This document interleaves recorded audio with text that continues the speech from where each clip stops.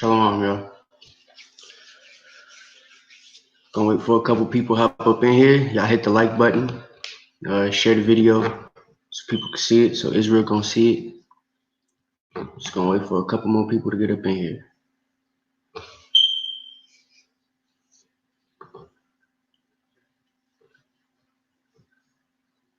Shalom, shalom, shalom. Anonymous with the trash can already. Hope you stick around. Shalom, brother Jason.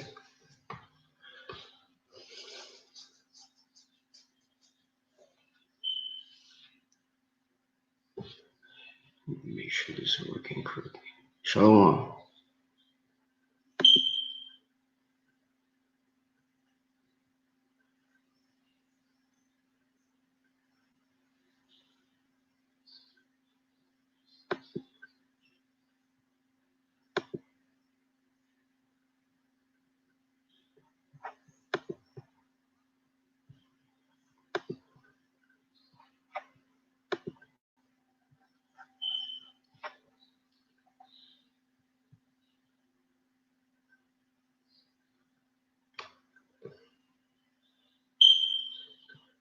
All right, just wanted to make sure it shows up. Okay. Shalom, y'all. Shalom, shalom. Oh, glass of milk. Okay, Salaki. My bad. Oh, I see it now. On my computer, it look like a trash can. Shalom, Maikai. All right, I'm gonna go ahead and get into it. We've been on for about 2 minutes, so I'm gonna go ahead and start. Basically, what we're gonna be doing today. I want to start by giving all honor and praise to the Most High, Yahweh, in the name of His Son, Yahweh Shah. My brother Al Ya'al, the sons of the Israelites. Again, today we're gonna be debunking Christian doctrines, right? Week 2. Told you guys I had some stuff I wanted to bring out from last time. Yeah, this is it. Okay. Let me make sure I had everything. But basically, there's a video that got back to me about these Christian truthers, as they call themselves, and they basically made a video doing what they call debunking the so-called Black Hebrew Israelites. It's lucky, but that's what they've been trying to do. So I'm gonna make this video basically to speak against what they got going on.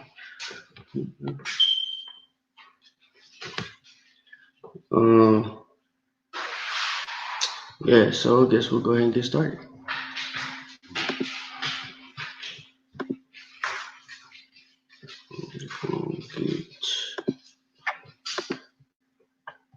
Let me make sure the audio is okay. Hold up.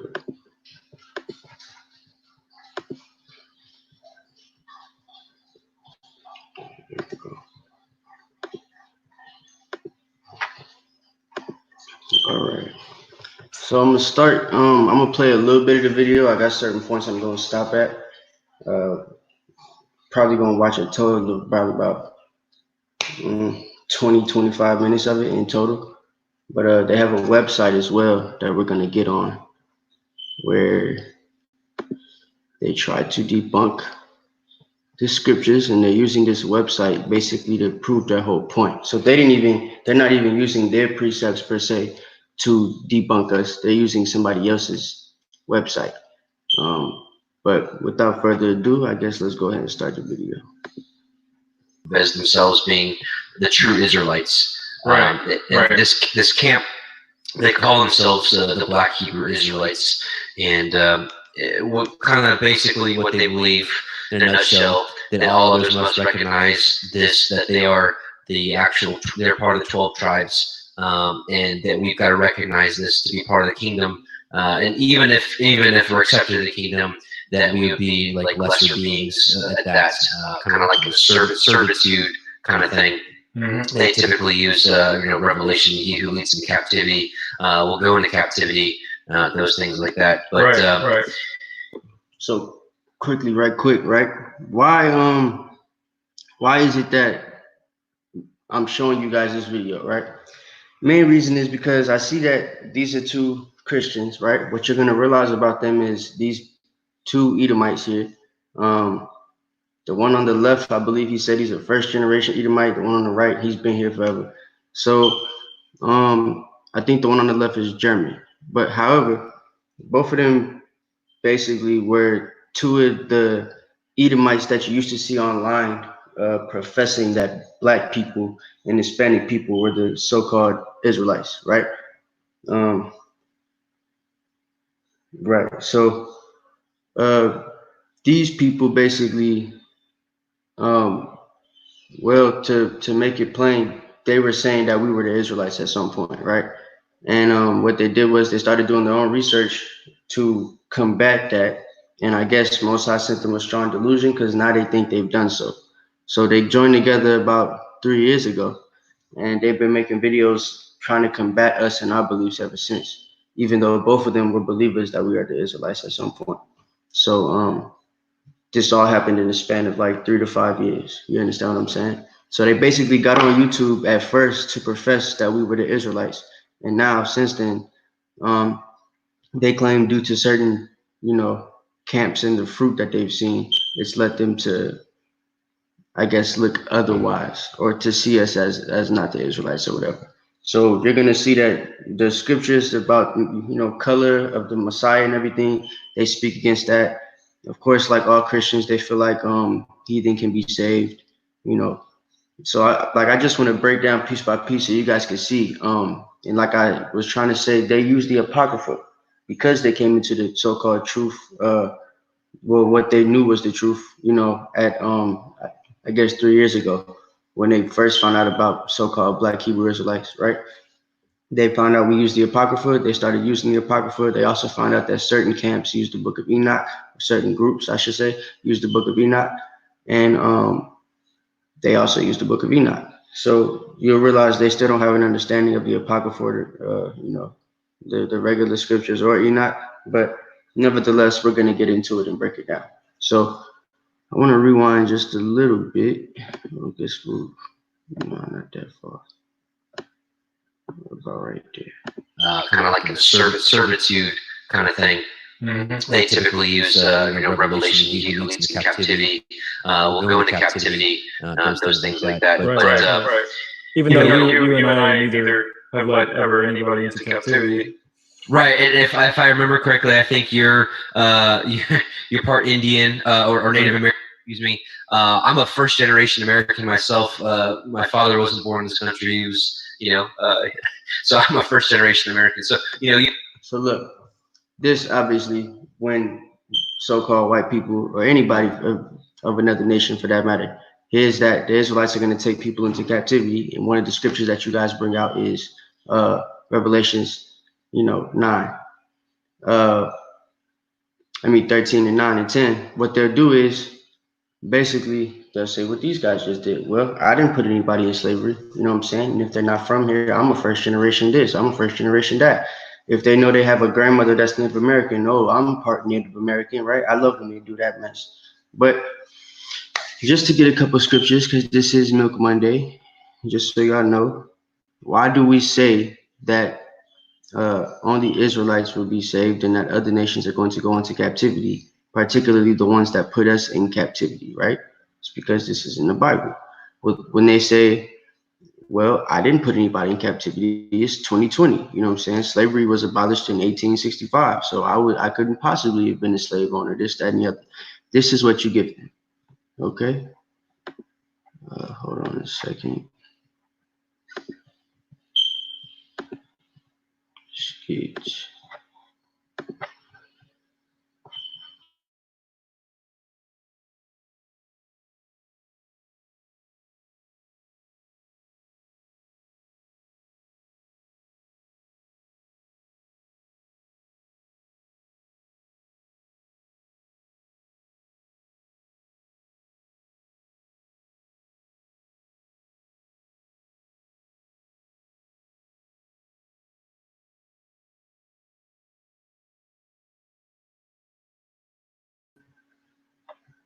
Sorry about that, y'all.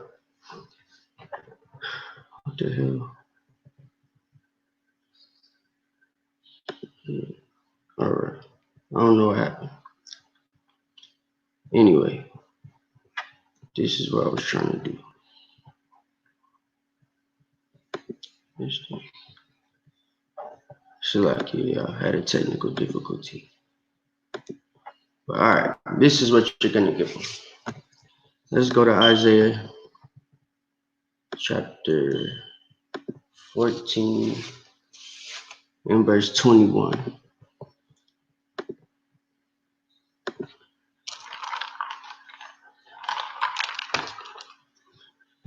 Okay.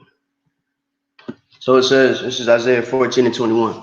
Prepare slaughter for his children for the iniquity of their fathers, that they do not rise, nor possess the land, nor fill the face of the world with cities. Right?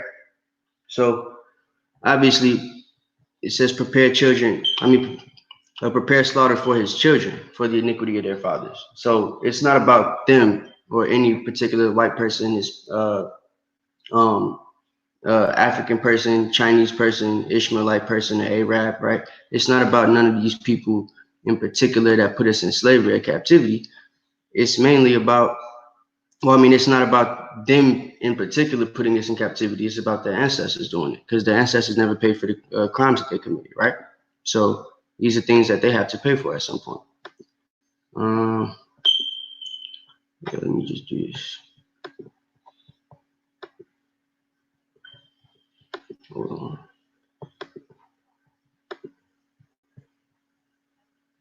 Nah, I didn't do the screen. Okay. So let's get back to the video. Hold on, I got it. So let's take a look at what fine brass looks like. This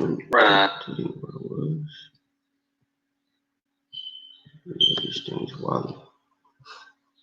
You and I had no part in that, but nevertheless, the 3.5 years that the Parable of the Vineyard ministry has been going on YouTube, all the time, been constantly been called a white Edomite devil. Got no right to read or discern the scriptures. The book's not for me, but the book's for them alone. Alongside this, I'll even get nice comments like, "Hey, enjoy the video, but you're not preaching the full truth because you're not preaching who are the true Israelites." Things like that, not preaching. And this is true, right? This is something that they do. They'll think that because they're teaching heathen to teach to keep the law, statutes, and commandments, that they don't have to teach who the actual Hebrew Israelites are, right? And that we're supposed to be cool with it. So, quite frankly, it doesn't make any sense to me that you could believe or say that you believe in everything that the scriptures say, but then not want to care about who the actual Israelites are. That to me is a contradiction in itself, but we'll prove that later. The true seed of Yahuwah are. And honestly, you and I, what I love so much about you, brother, is we're very similar in that we just want the truth. And quite frankly, if we have a black Jesus, I love him. I love him the same. If he's green Jesus, I love him the same.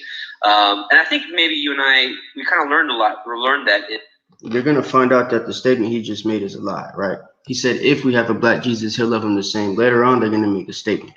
When they make the statement, I want you guys to remember this scripture right here, right? Let's turn to John chapter 7 and 38, right? I want you guys to remember this scripture because Esau is going to get crazy. Esau is going to start to say things like, it doesn't matter what color the Messiah is. He could be black, but if he's black, we'll love him. But it just doesn't matter. I don't see how it matters, right? They let us say that. I just don't see how it matters, why it matters at all.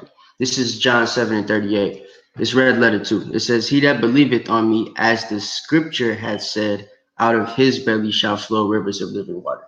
So you're literally supposed to believe in the most, in the Most High Son, in the Messiah, as the scriptures have said, right? So that's something that most heathen don't understand because they know what the scriptures say, right? They don't want to worship him as the scriptures say. They want to basically worship, how they want to worship and say, don't care. They want to just do whatever they want to do. In these guys' case, they claim they want to follow the law, statutes, and commandments, but you'll soon find out that's not really true. Okay. There's gotta be a better way to do this. Ooh, I ain't share audio.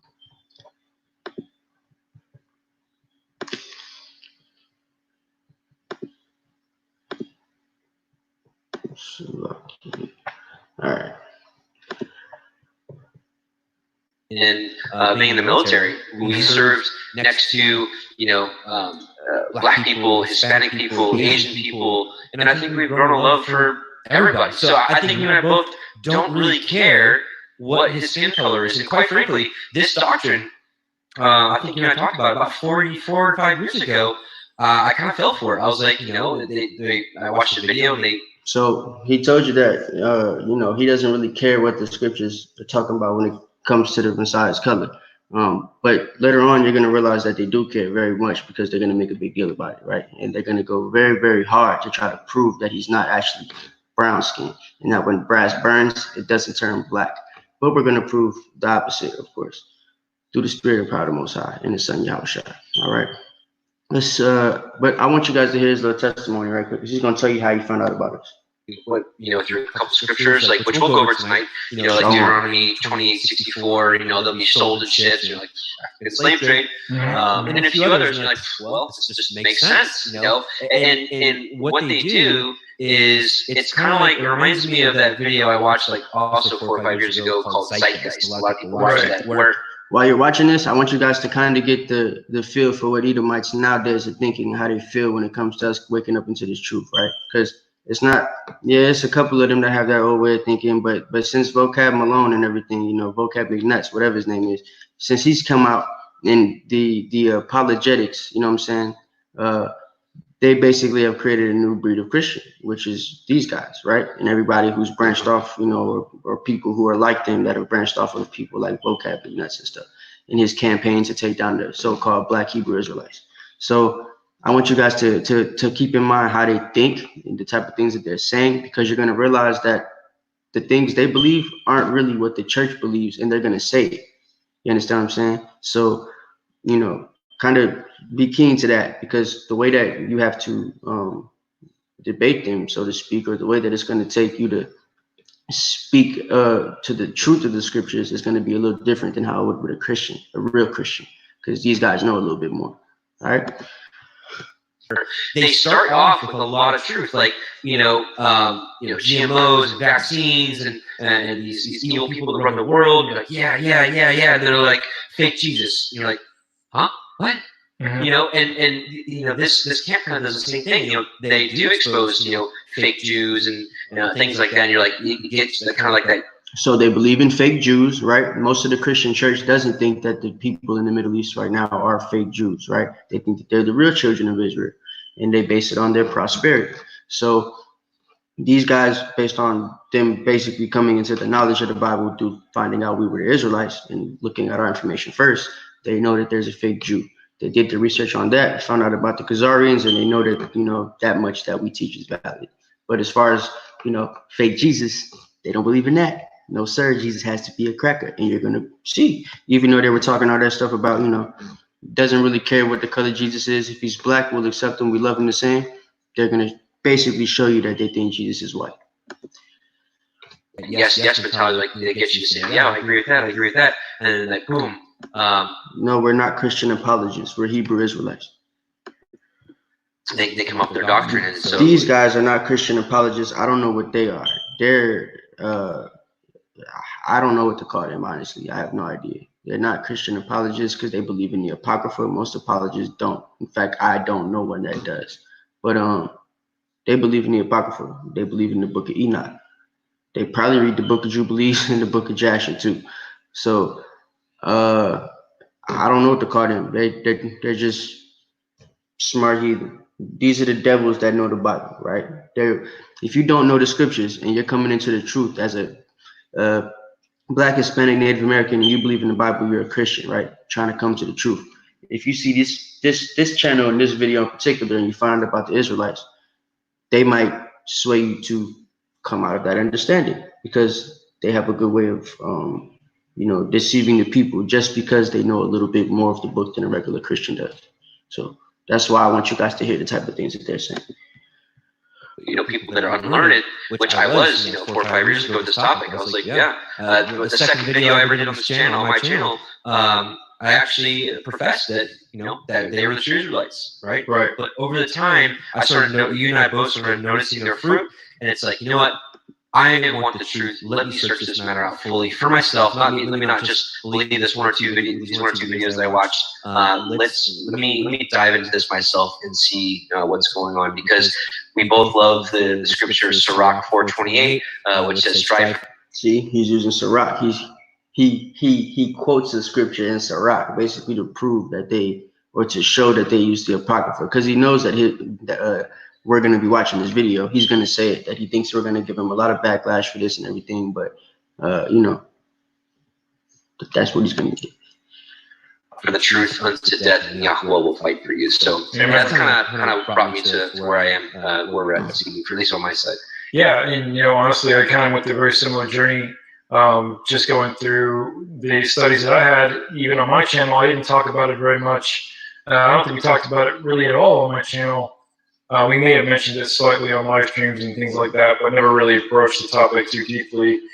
And in the beginning of my ministry, especially on YouTube, I was putting out these videos, and the likelihood of me putting out a video talking about the true Hebrews being black was actually pretty high, because I did believe that as well for a time.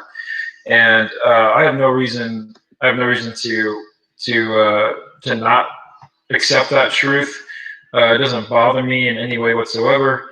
And I know that even if we could prove conclusively that the Messiah himself was sub-Saharan African, I know still that the way these people are translating the scriptures and applying the scriptures is still wrong, because he's racist, but it's subliminal. I want you guys to catch that too. He's very racist, but it's subliminal. It won't really come out until until time for them to bring out the scriptures about Jesus not being black. But he's, like I said, both of these men claim that they're not racist, claim that they would accept the so-called black Jesus Christ, but everything they're saying is basically contradicting that right after they say it. we can read despite their telling us that we can't. And that ties right into the sort of the anger and the vitriol that I've received on my channel over the last couple of years as well. Yeah, Castillo, we're going to get into that. That's actually one of the things I'm going to debunk that they're going to say. So just hold tight. Well, same thing. I mean, they'll just... actually... I know still that the way these people are translating the scriptures and applying the scriptures is still wrong, because we can read despite their telling us that we can't. So I wanted to stop there, right? Because they claim that we're telling them that we can't read, or that they can't read the scriptures, and that we're false for doing so. So I want to get a couple scriptures about that, right? This being Milk Mondays. So let's start with Psalm 50 and 16, okay? Because a lot of heathen, a lot of Christians are going to be saying this around this time. Once they get wind of this video, a lot of them have already seen it when you check out the views, you know what I'm saying? So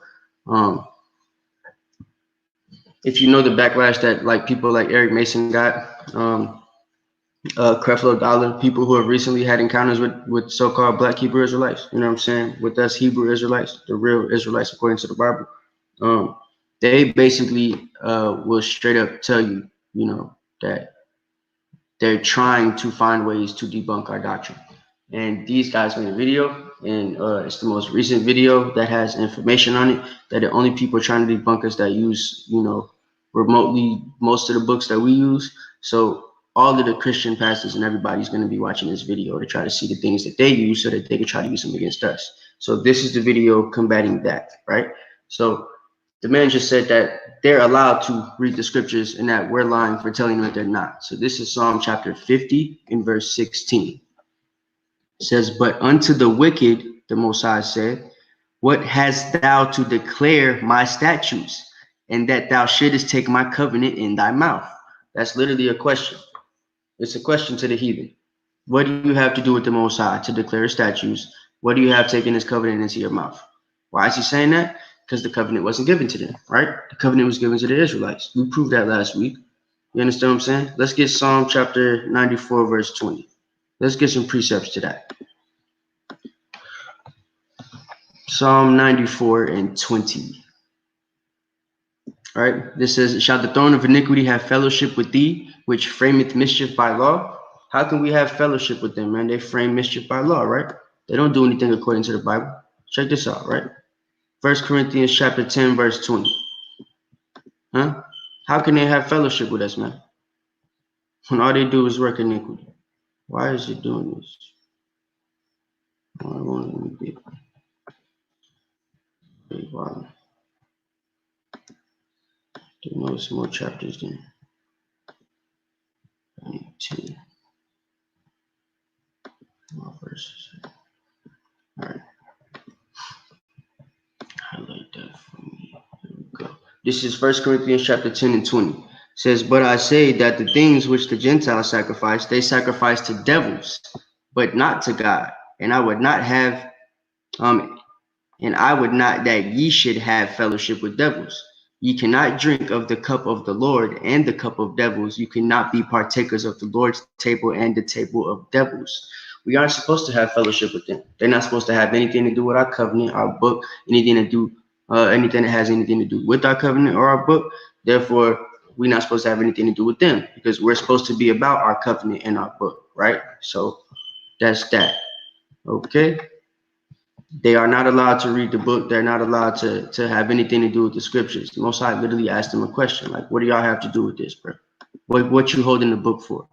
You understand what I'm saying? So let's get back to it. And that ties right into the sort of just the anger and the vitriol that I've received on my channel over the last couple of years as well. Same thing. I mean, they'll just be so happy with something that we're talking about because we are talking about keeping the law, statutes, and commandments of the Most High. We're all talking about the scriptural changes that have been made in many, many very important topics. The lost sheep being regathered, 144,000, and so much of this stuff they can relate to, and then even at the end, the cherry on top is we come in with this law fulfilling doctrine of like, hey, let's do what Messiah did. Let's follow his lead and keep the Torah. But that's just not good enough for them. So they're trying to say that, though they came out the Christian church and everything, and they decided to keep the Torah, that we should be happy with the fact that they keep the Torah. But the thing is, we lost our heritage, right? We're trying to come back to our heritage. We don't want nobody doing that. You understand? They're not letting black folk go to Europe and claim themselves to be Italian and stuff like that and get to become a pope and, live in the Vatican and all that type of stuff. So they've already taken our identity as the Jews, right? They call themselves Jewish people. They're wearing yarmulkes. They're living in our homeland, polluting the place and perverting the place. Why would we be cool with more heathen taking our Bible into their mouth, taking our covenants into their mouth, right? Taking our traditions and trying to say the Most High's name. They're saying Yahuwah and Yahshua and Yahusha the whole time in this video. It's going to hurt your ears. You understand what I'm saying? Because there's just no truth in these people. But this is what they're doing. And they feel like just because they're trying to keep the law, statutes, commandments. They're not, by the way. But probably the most that they've done is grow a beard. You understand what I'm saying? And they probably had that from being in the military. The military guys nowadays like to have beards and shit. So, but back to the video. They're still a good job on everything, but you're still living in deceit because you're still not telling people who the real Hebrew Israelites are. And that's the thing, right? That's a big part of it, right? That's part of the crafty council. They want to make Israel's name be no more in remembrance. They want to just basically bring themselves into the covenant. Oh, well, if we follow the law, statutes, commandments, you guys should be okay with it. So that's it. We don't need to care about who the real Israelites are because everybody's going to be in the kingdom. That's what they believe and that's what they teach. So we're going to disprove that today.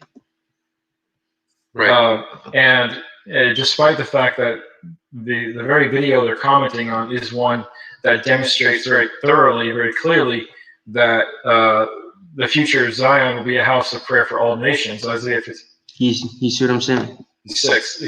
So he's going to bring out Isaiah 56 later. He's trying to say now that the house of Israel is going to be a house of prayer for all nations. That's not what that's talking about, right? I want to get some more precepts. Let's get Psalm. Hold on a second. Let's get Psalm chapter 2 verse 1.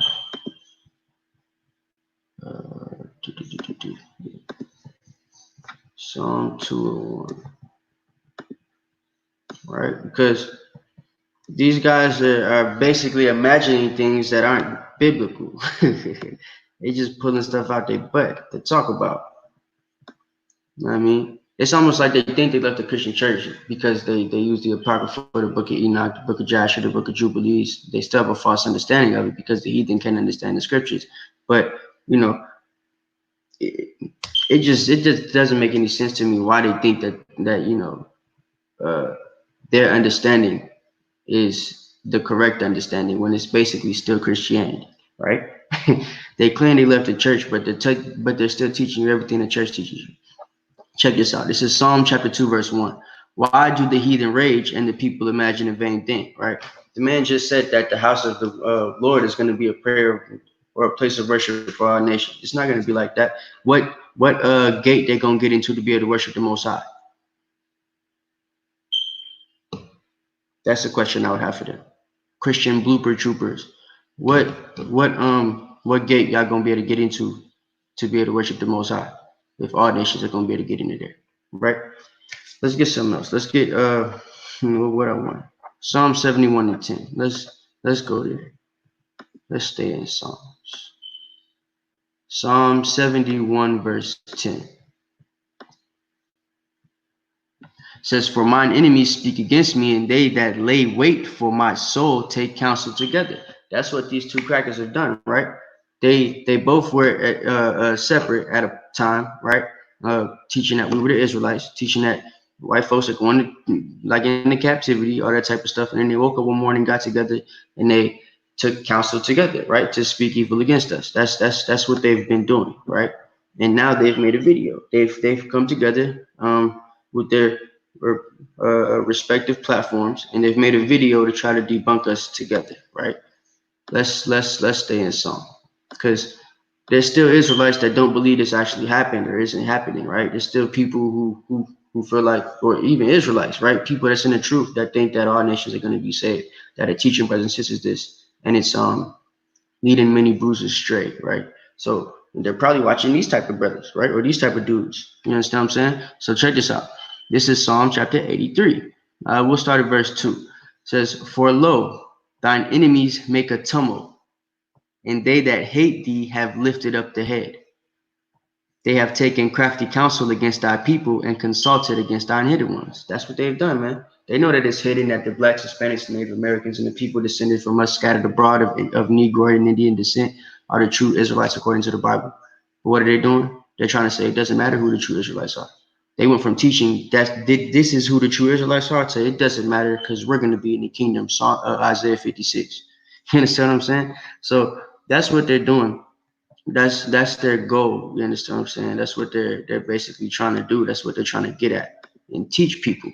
And at some point in the video, he's even going to say he wants our people to learn this because he feels like he needs to take some of us from the fire, because, you know, he thinks we just gonna be out here not going to the kingdom because we got all this hate in our heart for all these other nations, and we feel like they're not gonna make it. So we're just gonna thoroughly prove that wrong with the Bible, man, through the spirit and power of Yahweh by Shema Mashiach Yahushua. Let's go. You know, honestly, without even going into all the little details of what verses they quote and why, which we're going to tonight anyways, without even doing that, there are some general, large sections of scripture throughout the Tanakh that make it very plain that that can't be possible. It can't be possible that the Most High is more concerned with your skin color than he is with whether or not you enter into covenant with him. And so I think... So check this out, right? I want to rewind this just a little bit because he lied just there, right? Check it out. Sections of scripture throughout the Tanakh that make it very plain that that can't be possible. It can't be possible that the Most High is more concerned with your skin color than he is with whether or not you enter into covenant with him. All right. So check this out, right? This is something else, right? This is why they started, quote unquote, reading the Torah in the first place. He's going to tell you, one of them is going to say at some point in the video that they realized that they were doing the wrong thing in the Christian church because the Christian church wasn't teaching them to do what the Messiah said. And the Messiah said to keep the Torah. So they start reading the Torah, they're thinking they're keeping the Torah and everything like that, the way that the heathen should be keeping the Torah, and they're not teaching who the real children of the Torah are, right? So just doesn't make sense. But he made a statement. He said that we're lying because the Most High doesn't care about a certain people. He doesn't care about skin color, anything like that, right? I'll say he doesn't care about skin color, but as far as nations, he does care about that, right? The Most High has a chosen nationality. He doesn't care about race per se, but he does care about skin color. Well, I'm not even gonna say he doesn't care about race, because the definition of race these days is basically your nationality. So he does care about race. It's just not a skin color thing, because we've mixed ourselves amongst people. So we got with you know, heathen nations and everything. So brothers look different, but you know, we're still Israel, and Israel's still here. So check this out. I want to get a couple more precepts. Let's get some to debunk the fact that the Most High like cares about everybody and just wants everybody to be together, right? Because this is a lie. So let's get Deuteronomy chapter 32, verse 8. Let's start there, right? Because he's going based off his understanding of Isaiah 56. So we got to break that understanding, because I know there's brothers and sisters here that have that same understanding of Isaiah 56, right? There's brothers and sisters that feel like other nations can be saved, other nations will get salvation, other nations will be able to worship the Most High, serve the Most High, right? They will get some access to the covenant, but this is all contradiction according to the Bible. So Deuteronomy 32 and 8. When the Most High divided the nations, their inheritance, and he separated the sons of Adam, he set the bounds of the people according to the number of the children of Israel. So it says the Most High divided the nations, their inheritance, and separated the sons of Adam. They're going to get so deep if they go into the book of Enoch and start talking about Adam's skin color and Noah's skin color. They're going to lie. They're going to say Noah was white and Adam was white when he was made from the dust of the ground. But we'll get into that later. So it says that, you know, they separated the sons of Adam, right? So that the sons of Adam are supposed to be separated from Adam onto now. Ain't supposed to be no joining together, melting pot Babylon. It's supposed to be separation forever and ever. You understand? That's why the Most High was able to pick a chosen people, because everybody was already separated. It wouldn't make sense if you have the current Christian understanding of, you know, universal doctrines. That's the reason why a lot of Christians can't make sense of the Bible and then the separation aspect of it, because society has taught you that everybody's supposed to be together, right?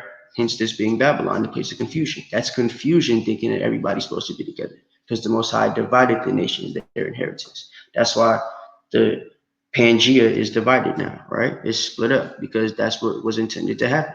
Okay, so let's get Deuteronomy 7 and 6. Let's prove that, right? We got to prove all things. Something that they're not going to do. They're going to try. They're going to attempt. I'll give them credit for that, but it's going to be an epic fail. So Deuteronomy 7 and 6. Thou art an holy people unto Yahweh thy God, and Yahweh thy power had chosen thee to be a special people unto himself above all people that are upon the face of the earth. That sounds like racism to me. That sounds like the exact same stuff that the KKK was teaching the crackers back in the 60s and 70s and the 40s and the 50s, right? They were teaching that they were above all people on the face of the earth. They were God's chosen people. They were white and pure, just like Jesus Christ. That's what they were teaching, right? But we know Jesus Christ is a black man, according to the Bible, so-called black man, right? We know that the people that look like him would be the people that, you know, would be white and pure, right? The people who follow the law, statutes, and commandments would be white and pure, because white doesn't technically mean white according to the Bible. It means pure. It means, you know, you do what the Bible says. You fear the Most High, keep his commandments, his laws, and his statutes. But we're going to get into that later. So let's get another precept. Let's get Isaiah 43, huh? Yeah, let's do that to show who the Most High chose. Because again, they feel that though there's a chosen people, and they know there's a chosen people, it doesn't matter, because everybody could serve God, right? This is what they feel. So let's prove it. Isaiah chapter 43, we'll start at 1. It says, But now saith Yahweh that created thee, O Jacob, and he that formed thee, O Israel, fear not, for I have redeemed thee. He didn't say he redeemed all the other nations. He didn't redeem everybody. He only redeemed Israel, the people that he chose, right? Said, I have called thee by thy name, thou art mine. Where the Most High is man calls by his name. Let's jump down to verse 10. It says, ye are my witnesses, saith Yahweh, and my servant whom I have chosen. That's why in Romans 9, the only people that could serve God. Because once he divided the nations, he chose who was going to serve him. He made them a holy people unto himself above all people upon the face of the earth. And guess who it was? It was Israel, right? And we are his witnesses. Not the Jehovah people at the Kingdom Hall, but we are his witnesses, right? Israel. It said that they that believe in me, that ye may know and believe me and understand that I am he. Before me there was no God formed, neither shall there be after me, right? So I think that's enough for right now on that. Let's get Psalm 147 and 19, right? Because again, how can they have anything to do with the Most High if they never had anything to do with the Most High? The Most High don't change, right? Contrary to popular belief.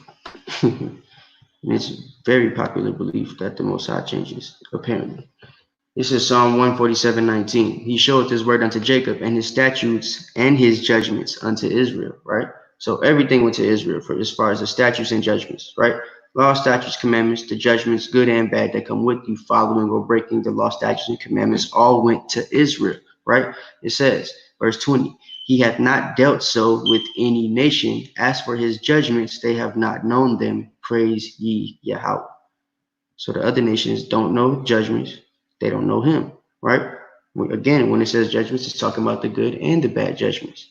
They don't know the blessings of the Most High. They don't know the punishments of the Most High because the Most High is not for them. It's very simple, man. Very, very simple. Proof, Amos 3 and 3. And then we'll get back to the video. Amos 3 and 3. See, this is something that even the heathen, you know what I'm saying? Because I know some of y'all probably had this question at some point. If the heathen get access to the Bible, and they learn about the Apocrypha, can they actually understand what it means? This is proof that they can't because they never go precept upon precept. That's how you get the milk and are able to advance to the meat. You have to read line upon line, here a little, there a little, right? But they can't do that. It's not in them to do that. So they'll never have the correct understanding of the doctrine. That's just the truth, right? They'll never have the complete understanding of the doctrine. They can't have the complete understanding of the doctrine. So let's get Amos 3 and 3 to prove that the Most High only knows one people. Well, I guess we'll start at 1. Just to make the point clear, because I know they're going to see this. It says, this is Amos 3 and 1. Hear this, the word that Yahweh had spoken against you, O children of Israel, against the whole family which I brought up from the land of Egypt, saying, you only have I known of all the families of the earth. Therefore, I will punish you for all your iniquities. You understand what I'm saying? I didn't even mean to put 3 and 3. It was 3 and 2. Salaki. But that's what it is, right? You only have I known of all the families of the earth. Therefore, I will punish you for all your iniquities. Again, why is he punishing us for our iniquities? Because we're the only ones that know the judgments of the Most High. That's what it is. So, again, man, these people don't know what they're talking about. They never do. And we're going to watch them utterly embarrass themselves through the spirit and power of the Most High and the Son Yahushua. Let's go. And so I think that for me it's been the most appalling aspect of this entire movement, otherwise called the Black Hebrew Israelite movement, is, like you said, the fruit and the poor doctrine, just very, very bad doctrine. And honestly, what led me out of believing this was a combination of me just doing my own study, my own scripture reading, and realizing that it really doesn't seem to matter based on what I'm seeing here with the mixed multitudes and with Isaiah and with the prophecies of this future scattering. It doesn't seem like it really matters too much. So look, this is something that Christians themselves base things on, right? He said something about the multitudes and scatterings, you know what I'm saying? And Isaiah, right? We're going to get Isaiah later, but I want to bring out a little bit on the multitude before I get to scattering. Just literally just a little bit of milk, half a glass, you know what I'm saying? Let's get Deuteronomy chapter 7. Hold up. Deuteronomy chapter 7, verse 1. Let me switch the screen for y'all. Because some of y'all got to realize is your parents and people that you're going to be trying to wake up. Behind your back, they're going to be trying to look up, whether the Hebrew Israelites is a valid organization or not. And when they go on YouTube,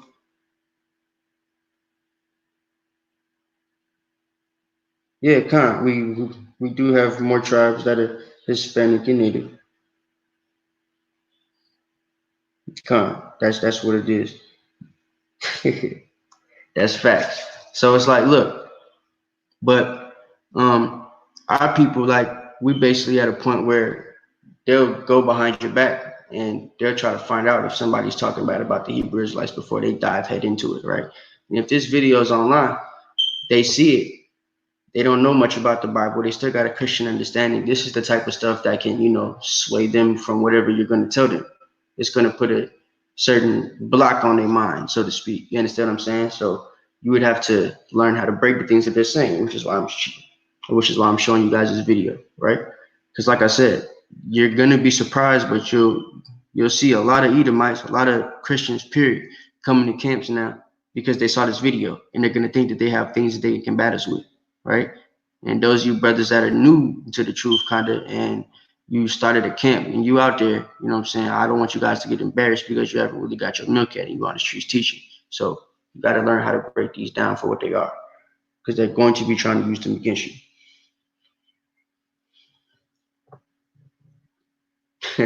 Yeah, Joel gonna handle G-Con.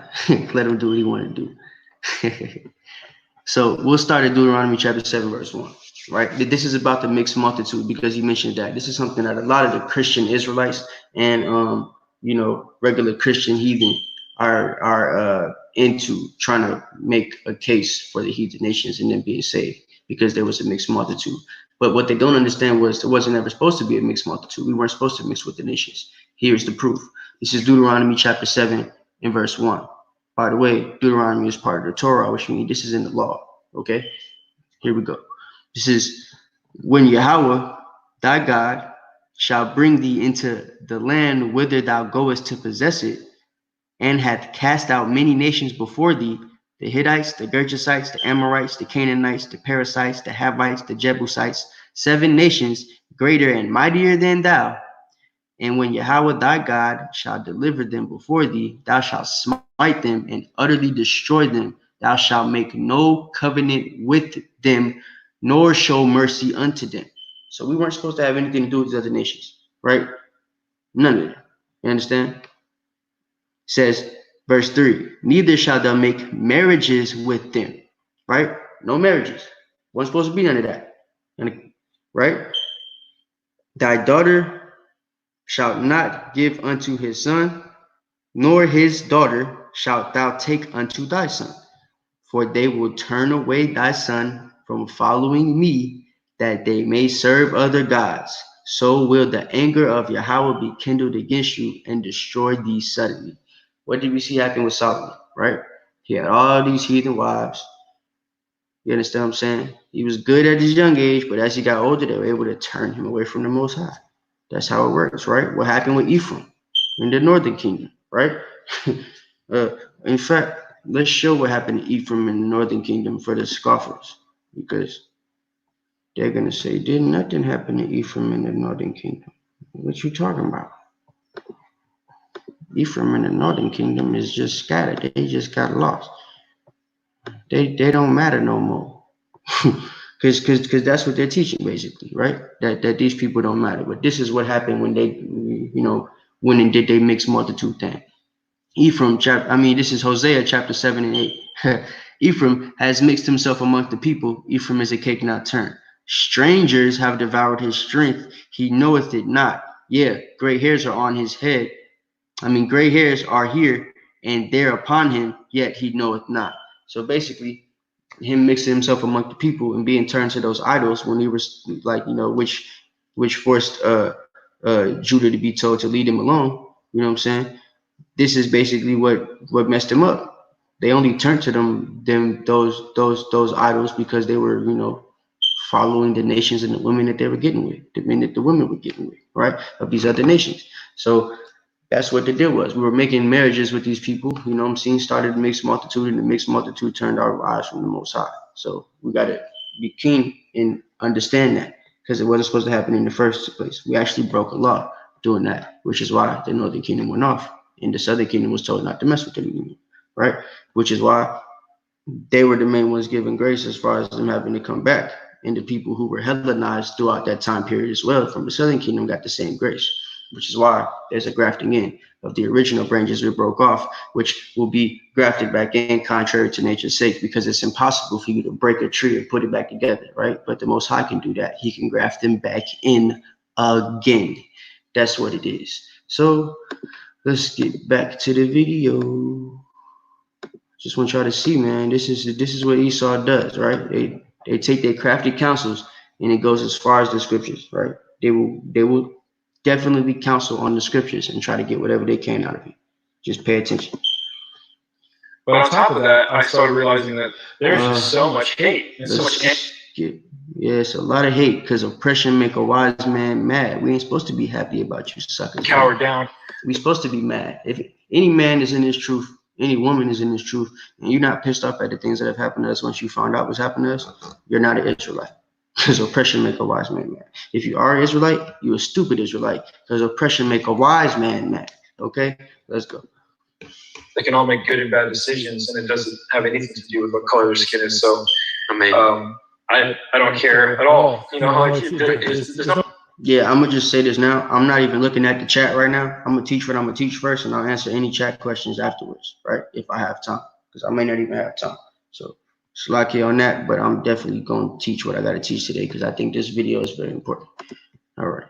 No agenda, and I think that's what's ultimately what's at stake here, is that if an agenda is required, meaning if your doctrine requires you to believe that only black people are the Israelites, then you can't possibly lose that identity. Otherwise, all your doctrines fall apart. Your entire belief set falls apart. So he's trying to say that for our doctrine to be that, you know, we have to be the Israelites. If it turns out that we're not the Israelites, our doctrine falls apart, which would be impossible, because it's already proven that we're the Israelites. There's nobody on the planet Earth that's gone through the curses of Deuteronomy chapter 28 but us. And the curse of Deuteronomy 28 alone would be a factor and a sign and a wonder to show who the true Israelites are according to the Bible. And if it's only literally like one group of people, or multiple groups that make up one group of people, you know, i.e. the blacks, Hispanics, Native Americans, they're all Negroes. If you've done the history research before, when the first Europeans came to America, they were calling the people in the islands and the people on the mainland Negroes. When they found the Negroes in West Africa, they weren't calling them Africans, they were calling them Negroes, right? This is why in the Zondervan Bible Dictionary, it says Ham is not the progenitor, he's the progenitor of the dark races, but not the Negroes, right? Because that's the international term for the Hebrew Israelites when you're not calling them Hebrew Israelites. It's not Blackamoor, it's not Native American, it's not indigenous, it's not it's not Aboriginal, right? It's Negro. That's what they called us when they weren't calling us Hebrew Israelite. That's for the northern and the southern kingdom. The proof is there. Let's go. That's a cut for you Negro only niggas. But we have no agenda as such. We know for a fact, and we're going to demonstrate that tonight, that that's not the case, and that doesn't matter. So it doesn't do me any good or bad. It doesn't do you any good or bad to admit or not admit that the Messiah may or may not have been black. You know what? He said that our doctrine will be messed up, right? I'm not even going to get it, but y'all can write this down as a precept for whenever they say that, you know, our doctrine will be broken because it's based off blacks, Hispanics, and Native Americans being the Hebrew Israelites according to the Bible. But you could simply read them what I read you guys last week, what I started with, right? John chapter 7, verse 16 and 17, where Yahushua basically says his doctrine isn't his own, but the doctrine of, you know what? Let's just get it. Let's just get it. Might as well. John 7 and 16. It's going to be a scripture y'all grow to like. Because crackers always want to know where we get our information from. That's what you tell them. Oh, man.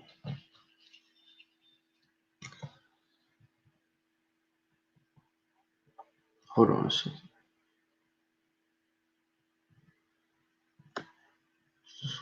See, no, what's wrong?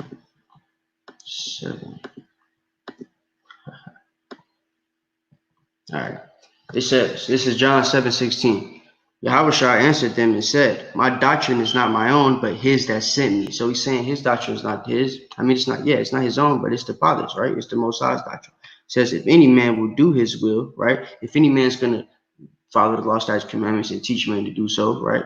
He shall know the doctrine. So you have to know who the Gentiles are, the ones that have to be grafted back in, the ones that have to be brought back, that are sheep of a different fold that Yahweh has to bring back in, right? You have to know who the Hellenized Israelites are, and that there were Israelites that were Hellenized that are no longer allowed to call themselves Jews and have to be called Greeks or Gentiles or heathen or dogs, right? Or whatever nation they are, Corinthians, Thessalonians, Philippians, Galatians, whatever, right? These are the people that had to be brought back because they fell off, right? They became strangers to their own covenant. So the Most High has to bring them back in because he's allowing them to be grafted in. He's allowing them through grace and faith, right? So that's what it is. You have to know the doctrine. And it says whether it shall be of God or whether he speak of himself. These Edomites imagine a vain thing. They're speaking of themselves because they're literally thinking and teaching that they can be brought into a covenant that was never made for them. We brought this up before, right? Jeremiah 31:31, Hebrews 8:8, down to 11. I think for 31, it ends at verse 33. It basically, or 34, it tells you that in the new covenant, we're not going to have to teach stuff like this. I'm not going to have to make a 2-hour video, 3-hour video on the internet, teaching you guys these scriptures because you're already going to have them in your mind. That's literally what it's going to be. So that's just proof to show that the doctrine is our doctrine, right? It's not a doctrine that's not going to stand the test of time because it's biblical. Everything we're saying can be proven with the Bible and has been proven with the Bible and has yet to be refuted by any heathen or any other nation or anybody, period, right? So let's continue. White, Middle Eastern, whatever. So I like to ask people to examine the agendas. They're going to ask themselves who has to make this work for their entire theology to work, and who doesn't, which is more of a fluid theological foundation. So he's trying to say that we have to base us being the Israelites off of this doctrine, which is true because it wouldn't make no sense for us to be teaching that we have to follow the law, statutes, and commandments to come back to our heritage if we weren't the ones that lost our heritage. You know what I'm saying? Jeremiah 17:4, the people that got to come back had to lose something to come back to it. You know what I'm saying? Reconciliation in Romans 11, the grafting in, they're supposed to be reconciled, right? The reconciling of the ones that fell off. How can you reconcile or be brought back into something if you were never part of it in the first place? So that's what I mean about you having to know the doctrine. But let's skip ahead a little bit because I don't want to hear too much of that. Let's start here, I guess. To snatch you out of that, even if we don't convince you that doctrine is incorrect, maybe if nothing else, to check yourself, to check your heart, if you have a pure hatred for your heart. And actually, I want to share a few scriptures. I've got a little write-up prepared. So this is when things get interesting, right? Now you're about to find out that he has no scriptures of his own. Everything he's going to teach is going to be based off of whoever's website this is. Let's see here. We got a little write-up prepared, and I want to share some of this. So this is right here. Can you see this, Justin? I know you guys probably can't see it, but I have the website. I'm going to bring it up to you, and we're going to actually break it down. I just want you guys to hear what they say about it first. Yeah. Okay. This is another reason why we're exposing this. 1 John 4:20. If a man say, I love Elohim, and hated his brother, he is a liar. For he that loveth not his brother whom he hath seen, how can he love Elohim who hath not seen? And, unfortunately, they'll take a quick cop-out and say, we're not their brother. But we also know that you may know the scripture better than I do off the top of your head. It's that scene where Messiah is preaching, and then someone said, hey, your mother and your brothers are standing without and want to speak to you. And then he stops and says, who is my mother and who is my brother? He that does the will of Yahweh. And so let's cut this, right? Because people like G Kun will be in the comments talking about this. The brother that was in the comments and who came to camp last week, Calvert, he has the same belief and understanding, right? And he's an Israelite. He's somebody that believes he's Israel, that is coming to the so-called truth. And well, he doesn't keep the law, so I ain't gonna say he's coming to the truth, but he's coming to the understanding that he's a Hebrew Israelite according to the Bible, right? So, you know, this is basically what he's doing, and this is the understanding and belief that, you know, both of those type of brothers have. G-Con is a former Israelite that's now an apologist, and, you know, Calvert is an Israelite trying to come out of the Christian understanding into our understanding. So these are, again, holes that you got to break. The white man is good at trying to play the brother role, right? He's even gotten certain Hebrew Israelites caught up on the Deuteronomy 23 thing, right? That's why they bring it up so much. The ones from the triple G camp or the double C camp. You know what I'm saying? I'm not gonna say their names, but you might be able to catch on what I'm saying. Let me see. I want to rewind just a tad to about right here so I can hear exactly what he said. I do not believe that you will make it into Zion with hatred in your heart. And that is personally, I think, is our goal tonight, is even if it's just a handful of people, to snatch you out of that. Even if we don't convince you that that doctrine is incorrect, maybe if nothing else, to check yourself, to check your heart, and if you have a pure hatred from your heart. And actually, I want to share. So look, this is what they're doing. This whole video is to take Hebrew Israelites out of the Hebrew Israelite understanding, right? And to bring us into the Christian understanding. Damn, YouTube is dirty. Y'all see how they doing that? Huh? They make people not want to watch the video when it's low in the just want y'all to catch. But look, so this is something that the white man is good at, right? They'll play the brother role, and he's gonna do it, right? A few scriptures. I've got a little write-up prepared. Let's see here. We got a little write-up prepared, and I want to fast forward. And hated his brother, he is a liar. For he that loveth not his brother whom he hath seen, how can he love Elohim who hath not seen? All right, so let's one thing at a time, right? Who is your brother according to the Bible? Well, let's get this second. You know, unfortunately, they'll take a quick cop out and say, you know, we're not their brother. Going to say it's a cop out, and so that, you know, using a cop out and saying because we're white we're not your brother, that's not going to work, unfortunately, with Yahuwah. Let's go. And then someone said, hey, your mother and your brothers are standing without and want to speak to you. And then he stops and says, you know, who is my mother and who is my brother? He that does the will of Yahuwah. Okay, so two things, right? Who are your brother and who can do the will of Yahuwah, as the cracker said, right? So, by the way, that's also what the Old Testament Israelites, a lot of them call the Most High. They also speak Yiddish, hence to where they got their information from. Crackers, right? Just a sidebar. Half of these names that y'all use come from Edomites. You know what I'm saying? But, okay, so we're going to go to Leviticus chapter 19. Y'all know what we want. We're going to show who the brother is. Because, again, this is something that the Edomites do. They love to put a we're your brother card. We're all sons of Abraham card, right? So let's prove them wrong with the scriptures, right? This is something that every single Christian has the belief of. The neighbor is everybody that's around you. Don't matter how long they've been in Christianity, what type of church they go to, what denomination they are. They believe that your brother is the white man next to you in the house next door, the Asian man across the street, and the African that lives next door to you on the other side, and the Arab man that lives behind you in the back, right? They believe everybody that's not skin to you is kin to you. So we're going to prove otherwise, right? This is Deuteronomy chapter 19, verse 17. It says, thou shalt not hate thy brother in thine heart. Thou shalt in any wise rebuke thy neighbor. So it's a similitude here, right? Synonym is brother and neighbor. These two words here have the same definition in this verse. The brother is the neighbor and not suffer sin upon him, right? Let's see if we're lying or if the Bible is going to contradict itself.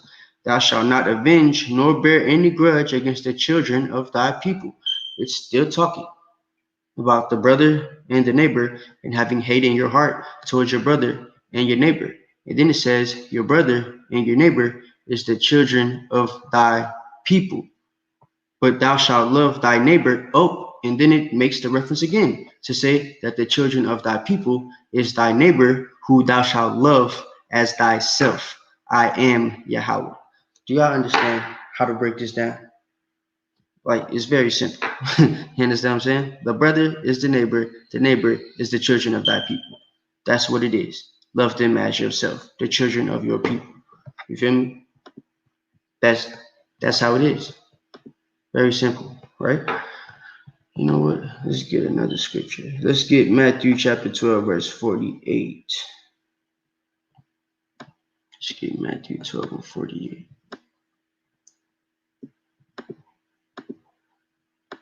This is stuff that the heathen will never learn, man. Right? They can't get it. They won't understand. This is what he was talking about, right? This is what the Edomite just quoted, right?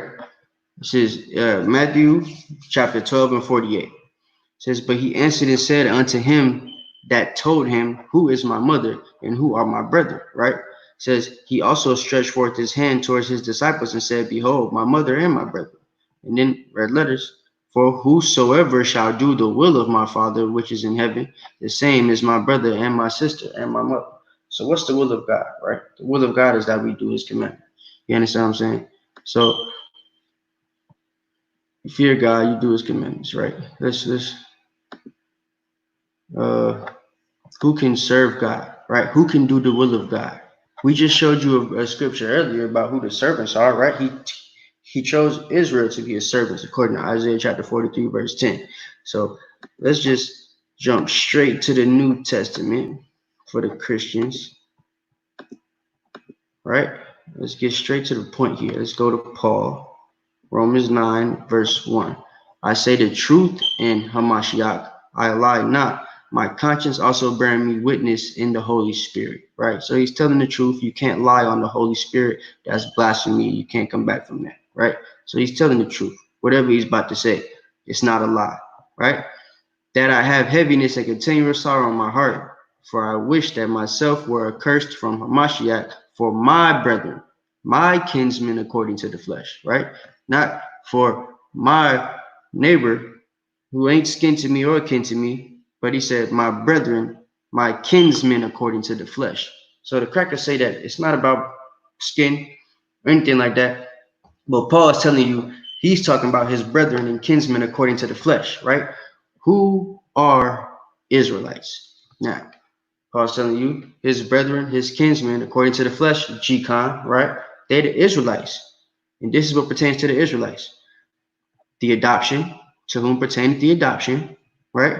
And the glory, and the covenants, and the giving of the law, and the service of God. The service of God is the will of God, right? They can do the will of God because doing the will of God is keeping the law, statutes, and commandments, which is part of the covenants, the law, right? Which gives them the glory.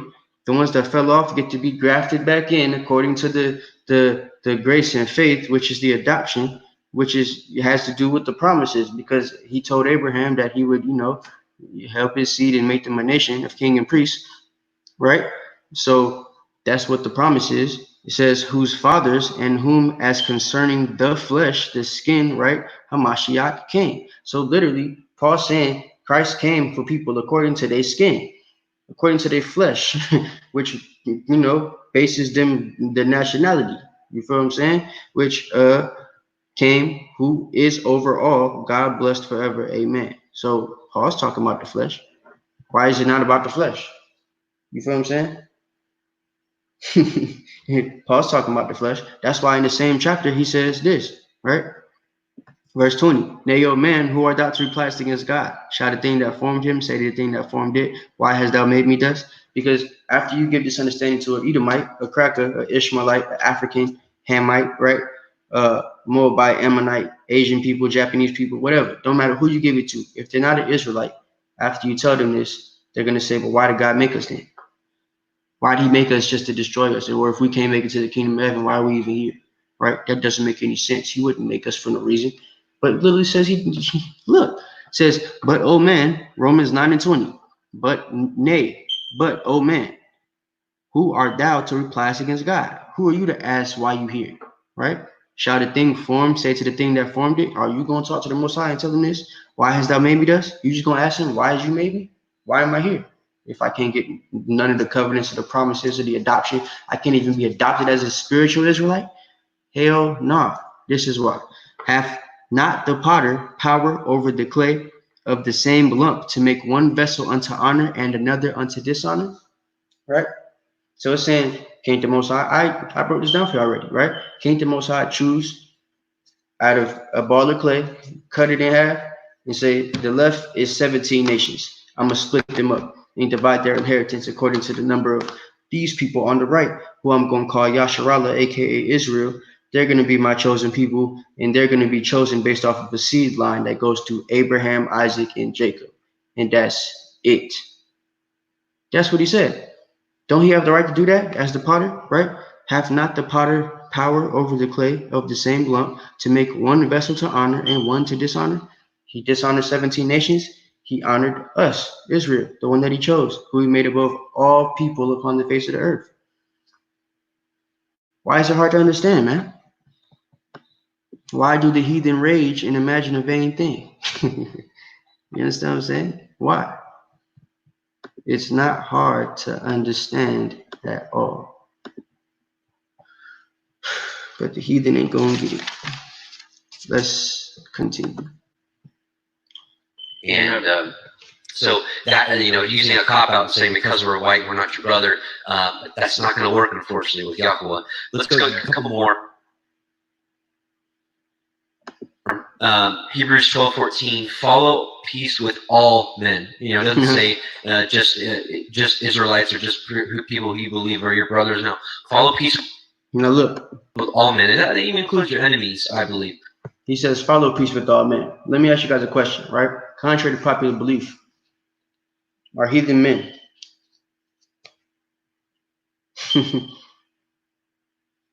Heathen are men. They're dogs. They're heathen. They're strangers. They're aliens. They're not men, according to the Bible. We didn't call them men, right? They were nothing, right? Nothing. Look, let's get Revelations chapter 22, verse 14. Let's bring it out. We're going to teach this right quick. Right? Heathen are not men, Akim wa Akwakim. Heathen are dogs. Right? The thing that you call a pet used to have the same name as the people that walked down the street from you that wasn't wearing fringes and a border of blue. You understand me? This is what we used to call all the other nations. Let's start at Revelation 22. Let's get the back of the book. Let's get the back of the book. All right? Revelation 22:14. Blessed are they that do his commandments, that they may have right to the tree of life and may enter in through the gates into the city. For without, right? Without his commandments, understand, are dogs and sorcerers, whoremongers, murderers, idolaters, and whosoever loveth and maketh a lie. Like, all nations can be saved. All people are going to be worshiping before the Father. We're all going to get into the kingdom of heaven. We're all going to make it into the gates, right? The Most High came to save everybody. God so loved the world, right? All of these are lies, right? And what's the first thing he called these people? Dogs, right? They're not men. So he told us to love all men, right? But the men were Israelites. They're our brothers. They're children of our people. We're supposed to love them, right? We're supposed to love them as ourselves, actually, right? But as for the heathen, the dogs, right? Let's get Matthew 7:6. Oh, wait. You know what? Let's expound on this a little bit. Let's expound on this before I move to Matthew 7:6, right? Let's just expound on it for a second. It says, blessed are they that do his commandments, right? For without the commandments are dogs, the sorcerers, whoremongers, murderers, idolaters, and those that make a lie. Check this out. People without the commandments. What did we show you earlier? Isaiah 47, Psalm 147, 19 and 20 said that he only gave his statutes and judgments to Israel. He had not dealt so with any other nation. Amos 3 and 2 says that we're the only family on the earth that he knows, right? Joel 2:27 says that he's in the midst of Israel. He's not with any other nation, right? So check this out. All these people, all those scriptures, all them precepts I just gave you, especially Psalm 147, 19 and 20, explain to you that the other nations were never given the commandments, right?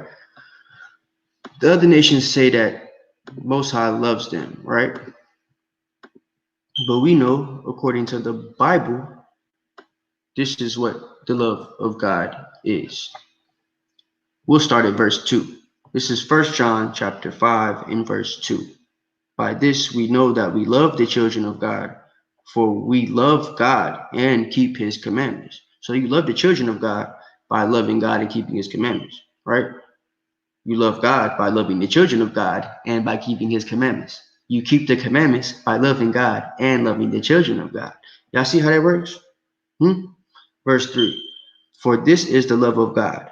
So this is what the love of God means, right? That we keep his commandments, and his commandments are not grievous. Now, question to the scoffers, to the G-cons, to the Calverts, to the Christian blooper troopers of the world, to the vocab McNuts, right? To the Christians. How can you have the love of God if you were never given the commandments, right? Israelites are familiar with the scriptures that say that the Israelites are nothing, or that the heathen are nothing, Salakia, that the heathen are nothing, right? But are y'all aware of like why that scripture actually exists? Let me show you. It says that the love of God, right? God loves you if you keep his commandments. He only gave his commandments to a certain nation according to Psalm 147, verse 19 and 20, right? So that means it's only one nation he loves, which makes sense as to why it's only one nation he chose, one nation he has respect unto, right? John 4:22, I think. One nation that he made above all people upon the face of the earth. But why? Because they got the love of God, the commandments. So let's turn to 1 Corinthians chapter 13 and verse 2 right quick. Let me show you guys something. 13.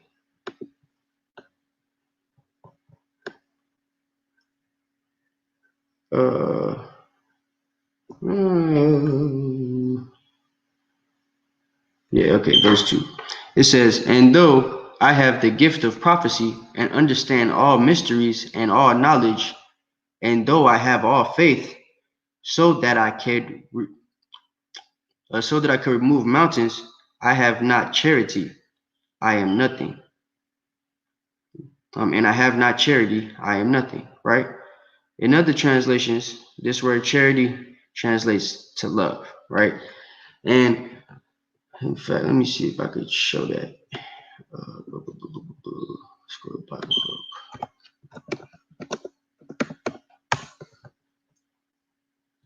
Bible. All right, 1 Corinthians. 1 Corinthians 13. Bible Hub. All right.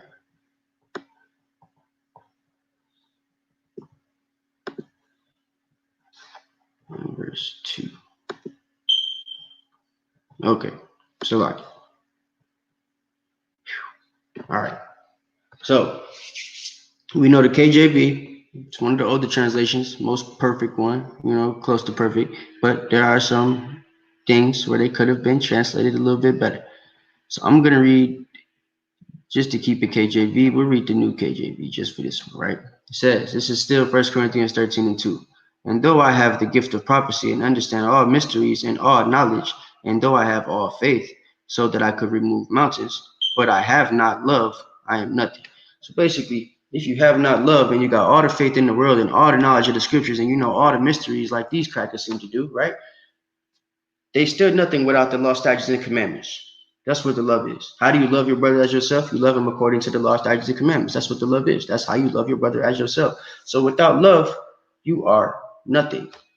What do we call the other nations, brothers and sisters? Let's get it. Apocrypha. What do we call the other nations? We call them nothing, right? Why do we call them nothing?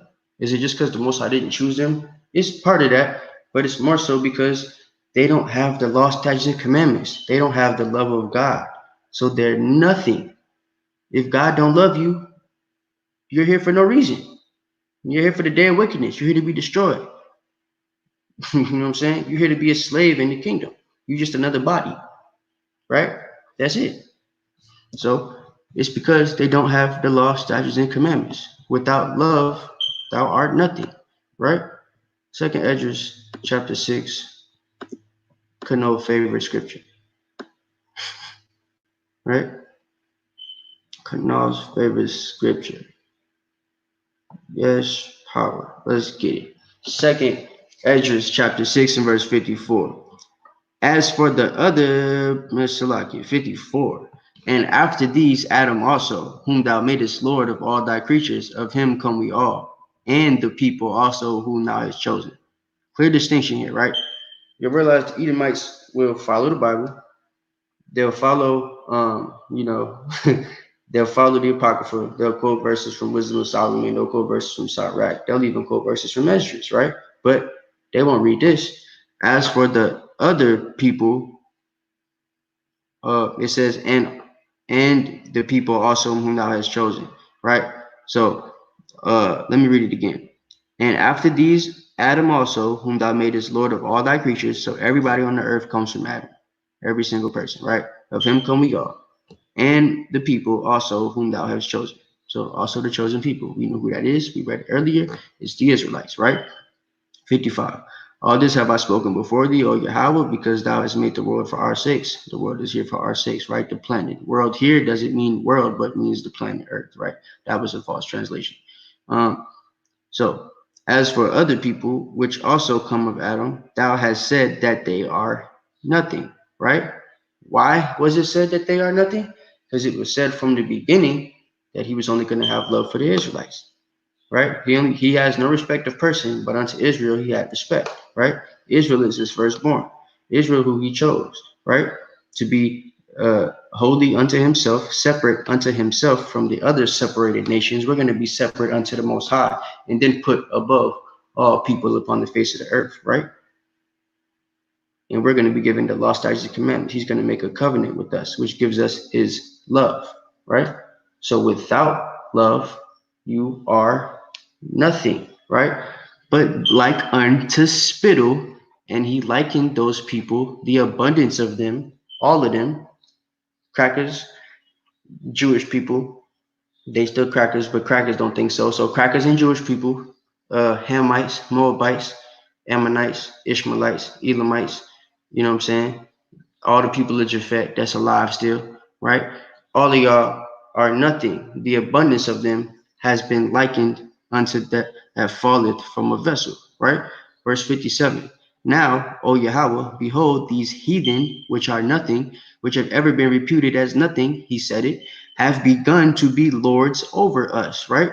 They're ruling everything now. The earth has been given to the hand of the wicked and to devour us, because that's what they do, right? They're basically devouring us. They're not letting us get away. We can't even eat our damn self, right? Verse 58. But we, thy people, whom thou hast called thy firstborn, as I said, thy only begotten, right? That's us, right? We're the firstborn, and we have the only begotten son who's an Israelite, right? And thy fervent lover, because we're married unto him, are given into their hands. These people who are nothing. Why are we given unto their hands?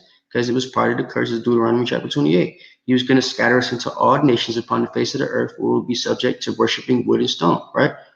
The idols that our forefathers never knew, right? Verse 59, it said, if the world now be made for our sakes, why do we not possess an inheritance with the world? How long shall this endure, right? It's only going to endure until the 1/3 and the 144,000 are sealed, and we could get this party cracking. You feel? But so we see that everybody's nothing because they don't have the law, statutes, and commandments according to the Bible, right? So it's not just that, they're not men and they're dogs. It's just literally that they're called not men and they're dogs and they're heathen. They have to eat from the crumbs if we allow them to, right? Because some people don't get their dogs human food. You feel what I'm saying? Like y'all, some of y'all in the comments, like they got to eat the crumbs from the master's table, but that's if the master want to give them the crumbs. You know what I'm saying? They don't have to eat the crumbs from the master's table. That's why Yahushua had the option to give that woman the crumbs. You feel? It wasn't an obligation. So y'all have to understand that as well. The heathen, they imagine a vain thing because they're making it seem like it's an obligation that God has to include them into the covenant just because they're here, right? But who are thou to reply us against God? You feel? So keep that in mind.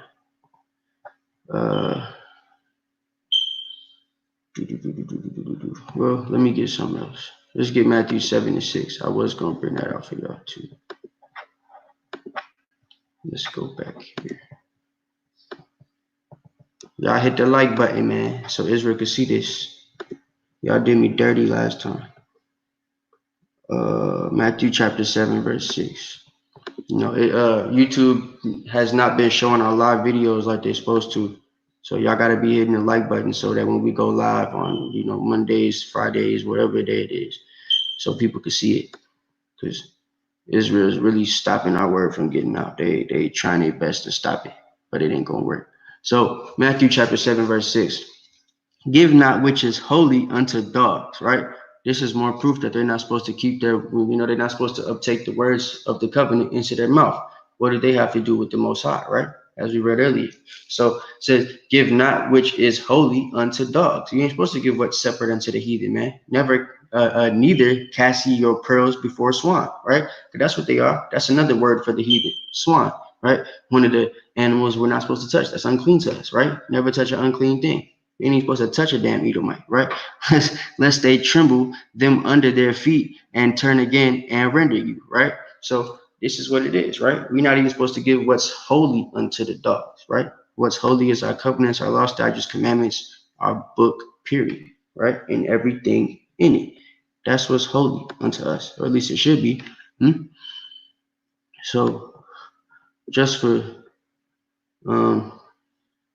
time's sake, I'm not gonna get it, but you also have the references, right? Matthew 15:24, where the Messiah is talking to that woman who's asking who's basically asking him to help her daughter, right?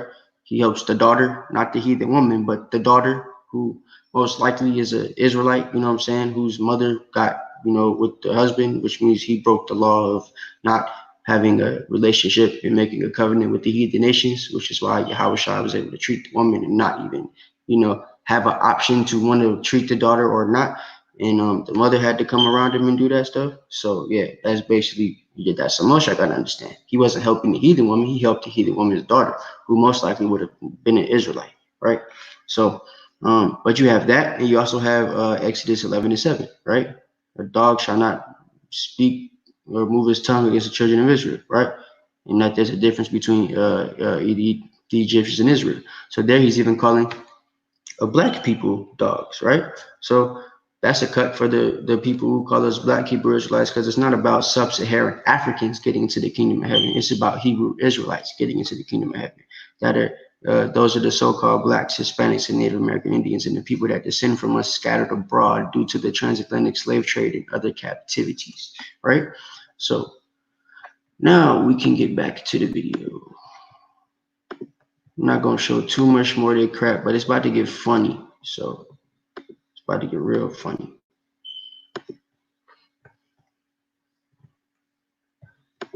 Follow peace with all men and holiness, without which no man shall see Yahweh. And it's in New Jerusalem where we're going to see him, right? Yep. Let's skip on right here and talk. In case this, so not everybody that's in this movement hates their fellow man, but many do. So this fleshly doctrine oozes racism and hatred, to which I do believe will keep somebody from entering Zion. And just two of those scriptures are. So they're saying that they're making this video using this guy's website basically to try to save us, because they feel like the hatred we have in our heart is going to stop us from entering the kingdom, right? Which is false. It is a time and place for everything under the sun, right? And this is the time to hate. right? In a time for war, not a time for love or a time for peace, unless it's amongst our brethren, the children of our own people, right? So that we could enact curse of Deuteronomy chapter 28, verse 54. Moving on. Or a small example. There's much more, but I wanted to keep this short and concise. And it is our mission to loose those who are in bondage to this lie, even if you don't, again, believe that this is a false doctrine in general, which we will be exposing. Just to take that hatred out of your heart, I think, is really my ultimate goal for some of you out there. So first, I want to make this declaration. First, his ultimate goal is what the Christian church's ultimate goal is, right? What the Catholic church's ultimate goal is, right? Even what the Muslims' ultimate goal is, to make you love everybody. Only the Muslims do it with the submission of God. The Christians do it with not following anything God says, right? And the Muslims boast themselves as the children of God, right? The chosen people with the last prophet, all that type of crap. But it's all a universal doctrine. Crackers, Asians, Muslims, niggas can all become Muslims, right? I mean, Arabs and Negroes can all become Muslims. You feel me? And anybody and their mama can become a Christian, right? As long as you accept white Jesus into your heart. So this is what he's trying to teach you. He told you straight up what his doctrine is, what his whole purpose of trying to make videos to combat the Hebrew Israelite movement is about. Just to stop Hebrew Israelites from being oppressed wise men that are mad and making us docile, Stockholm Syndrome, having Negroes again. That's basically what he wants to do, right? He wants to make us all Creflo Dollars and TDJs. So it should be made clear that it does not matter to me what skin color we are. We are the true seed by faith in Messiah Yahusha. Beware. You see, they have Yahusha, Yahshua, right? I told y'all last week. Some of y'all didn't know what I was talking about. The unconscious community that just coming to the truth, that studies from the Jewish man calls him Yahshua, right? But there's like a Christian sect of people who woke up that use it backwards. I think Yahusha is like Aramaic or something like that. But yeah, so they have two different names for the Messiah in that form, Yahshua and Yahusha, just a sidebar. Anyone who teaches superiority based off skin color or being the true seed because of their race. Yeah, they're all false names. None of those are real names. The real name of the Messiah is Yahushua, right? Yeah. Goal for the study is not to glory in the flesh, but to free those who are held captive by this belief that there is something to boast about in our racial genealogy. So now he's going to talk about who the true seed of Israel is, right? He's going to get into it. And then after this, he's going to get into the birth of Christ. And once he starts there, I'm going to show you guys a couple slides, and then I'm going to just quickly break down that website, the things that he hasn't gone over anyway, because he's breaking down the website as we go, so I'm not going to have to go back and go over it. But yeah, so keep a keen ear. Now he's telling you who the Christians with this understanding and belief feel that the true seed of Israel is, right?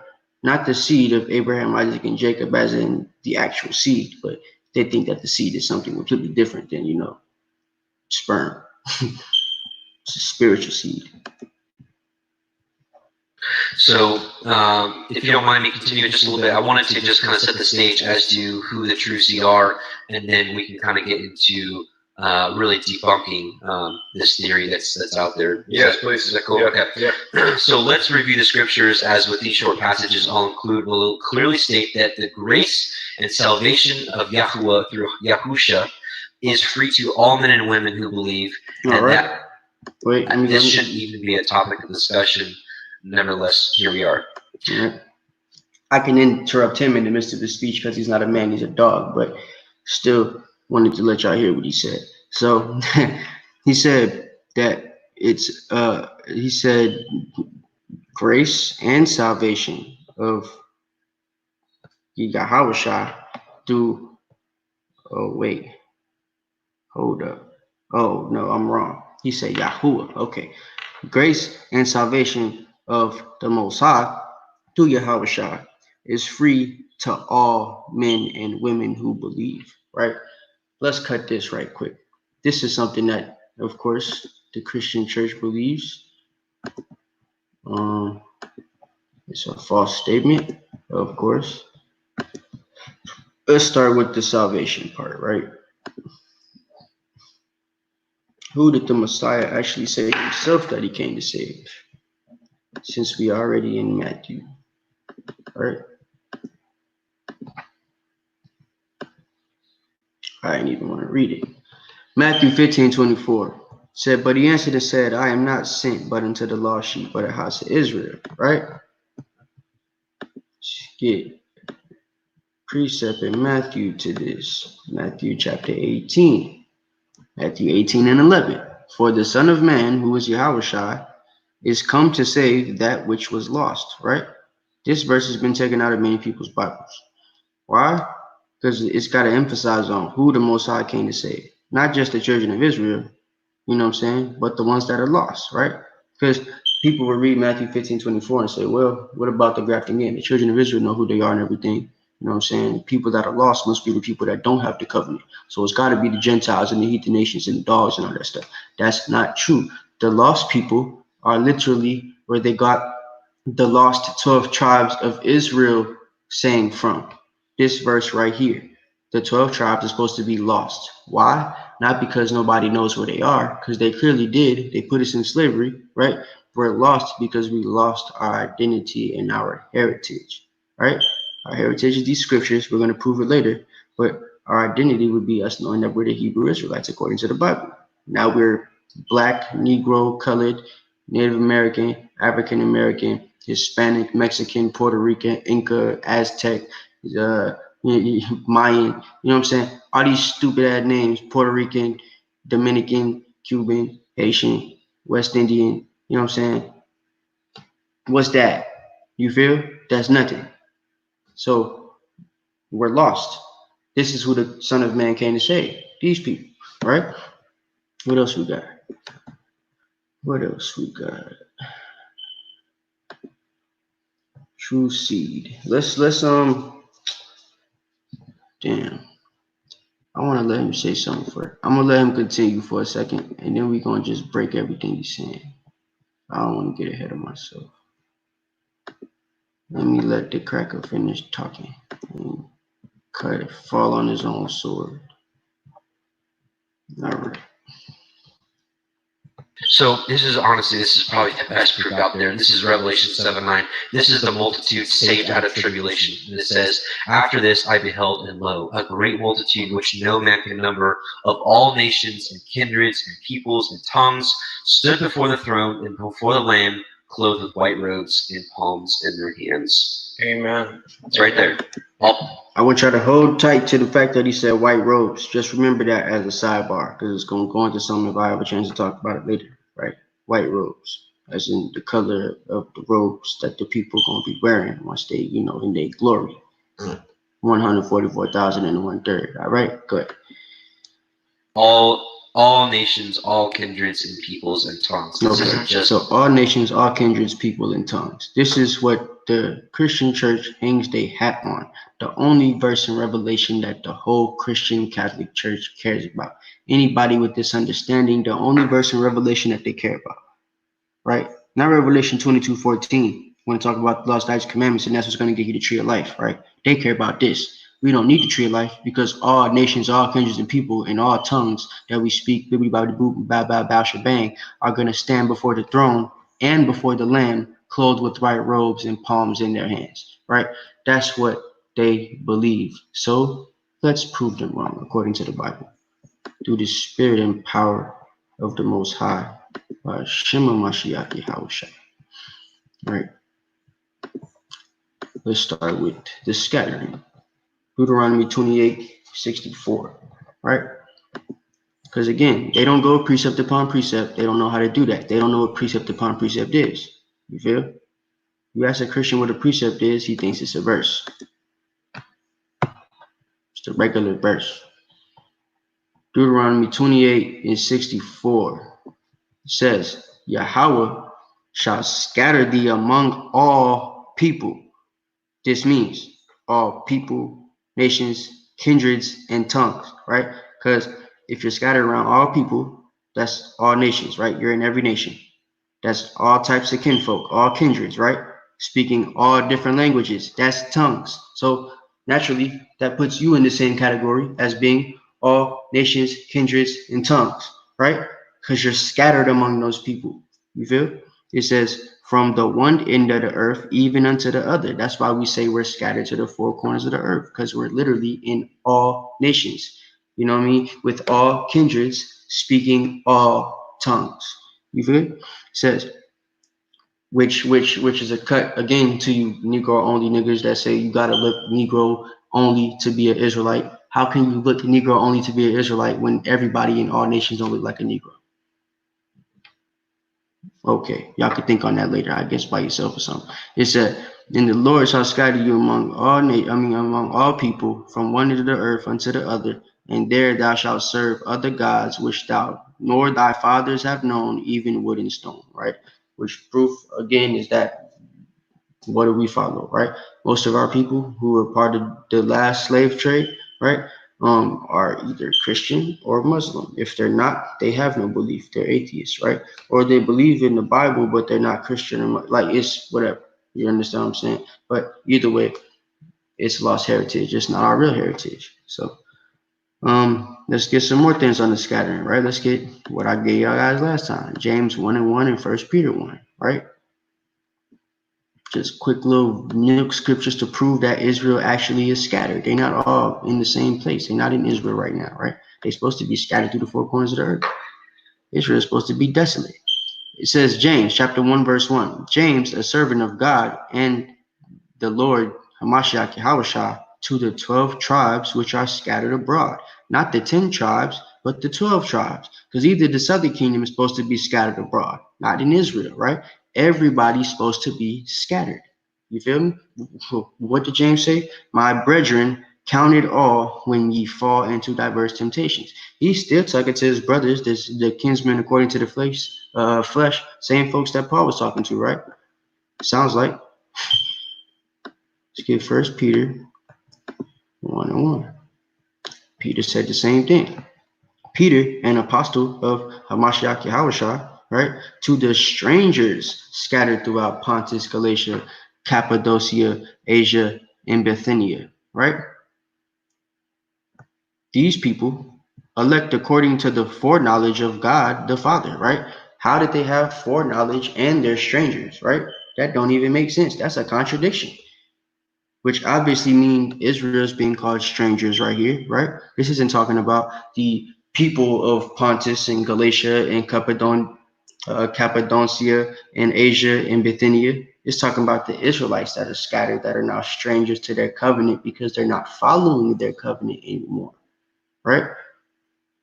If I'm a Native American, but my great grandfather was the last one on the reservation, everybody else in my family grew up like a nigga, then I'm a stranger to the traditions of the Native Americans, right? You understand what I'm saying? It's the same thing. These people are strangers to the covenant of Israel, but they're a part of the covenant. That's why they had foreknowledge of God, because the only people who had foreknowledge of God were the Israelites, according to the Bible, right? I mean, it's very simple, man. Very, very, very, very, very simple, right? True seed of Israel. True seed of Israel. These Edomites, boy. Let's let him continue. He gonna hold up, Salaki. He gonna say some more BS. I'm gonna rewind a little bit.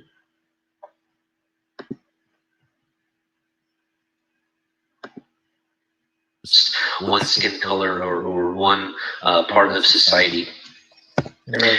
Acts 10:34-36. Then Peter opened his mouth and said, "Of a truth, I perceive that Elohim is no respecter of persons, but in every nation he that feareth him and worketh righteousness is accepted with him."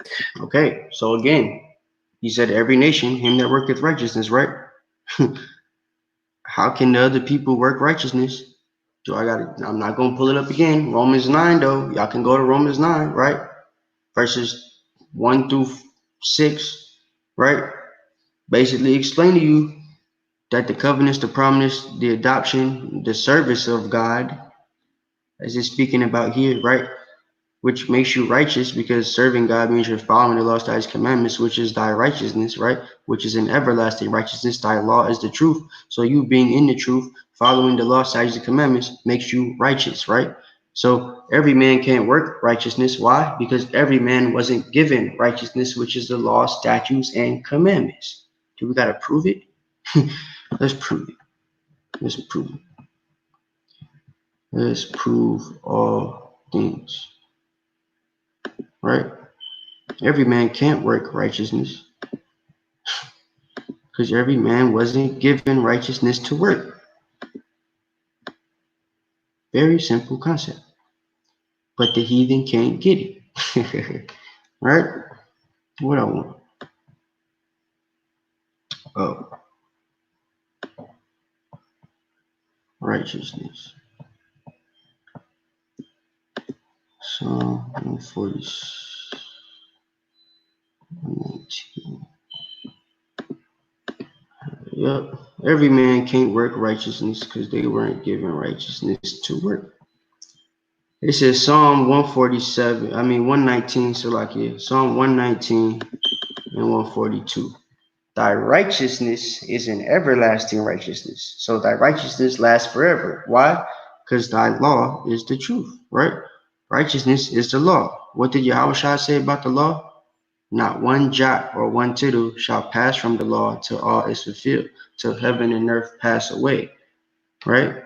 So the law is everlasting righteousness, because even after heaven and earth passes away, when it's rebuilt again, the law will still stand. It's going to be in our hearts and our minds, right? You won't have to teach a man again. We'll be in the new covenant at that time. You understand what I'm saying? It's an everlasting righteousness, but you have to be given the law, right? Who is that? The water Daniel Cologne, right? You have to be given righteousness in order to be righteous or to work righteousness, right? Were the heathen able to work righteousness? If Psalm 147:19 says that he gave his statutes and judgments to Israel and hath not dealt so with any other nation, how can they be righteous if they weren't given the thing that's supposed to make you righteous? How can they work righteousness if they don't know what you're supposed to work to be righteous? It's a contradiction. To me, it sounds like that don't make no damn sense. You know what I'm saying? It don't make no damn sense at all. Let's continue.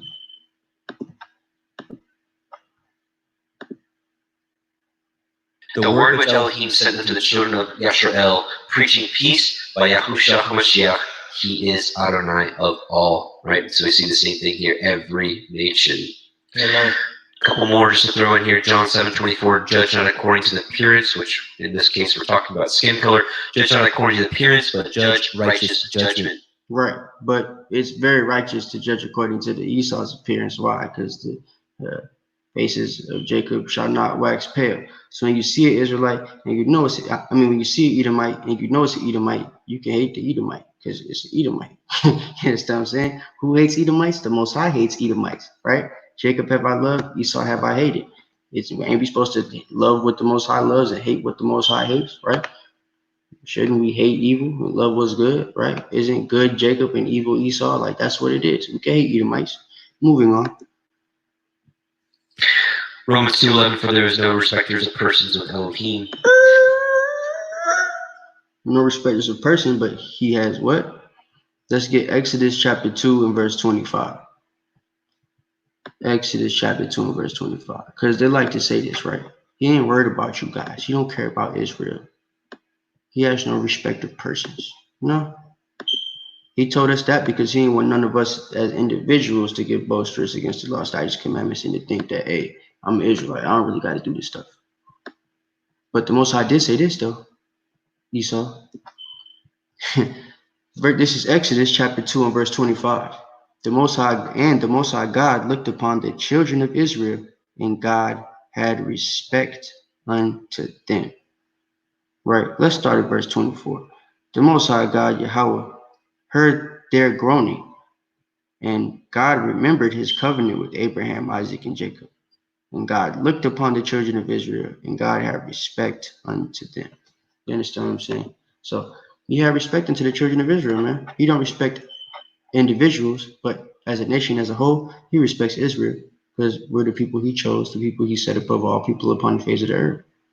He don't respect you as an individual because, he don't want you to be boisterous against the law and think you don't have to follow because you're Israel. But he does have certain respect of certain people, right? He had respect and like unto people like Abraham, Moses, you know what I'm saying? Elijah, Enoch, people who basically were his friends and close to the Most High. Yahushua, Solomon, David, right? These people, basically, he kind of sort of had respect toward. You know what I'm saying? Some of them, he even counted them as perfect when we know, according to the Bible, they did some things that were considered sins, right? So it's like, that's all things that crackers can't take into account because they probably don't know none of that stuff. To be completely honest with you, right? And then we read Romans 9. I'm not going to bring it out again because it'll be the third time I brought it out, but it tells you who the chosen seed is according to the Bible, right? Like it does. So let's get Sirach chapter 17, right? Let's go to the Apocrypha because they'll say that doesn't really matter about the heritage or anything like that. The Most High is just letting everybody into the covenant. That's what he does now or something. So let me pull this up for y'all before we get back to the video. Sirach.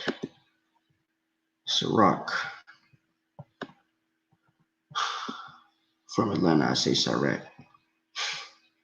Sirach chapter 17. We'll start at like 8. Right? To show y'all that this is more than just something that the Most High just would give to anybody, right? He really can't do that. You can't give it to another seed because it's not just something that it ain't a present. You feel me? It's like a promise. That's why the promises are given to the Israelites. But check it out.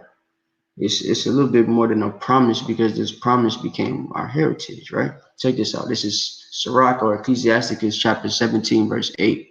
He set his eye upon their hearts, and that he might show them the greatness of his works.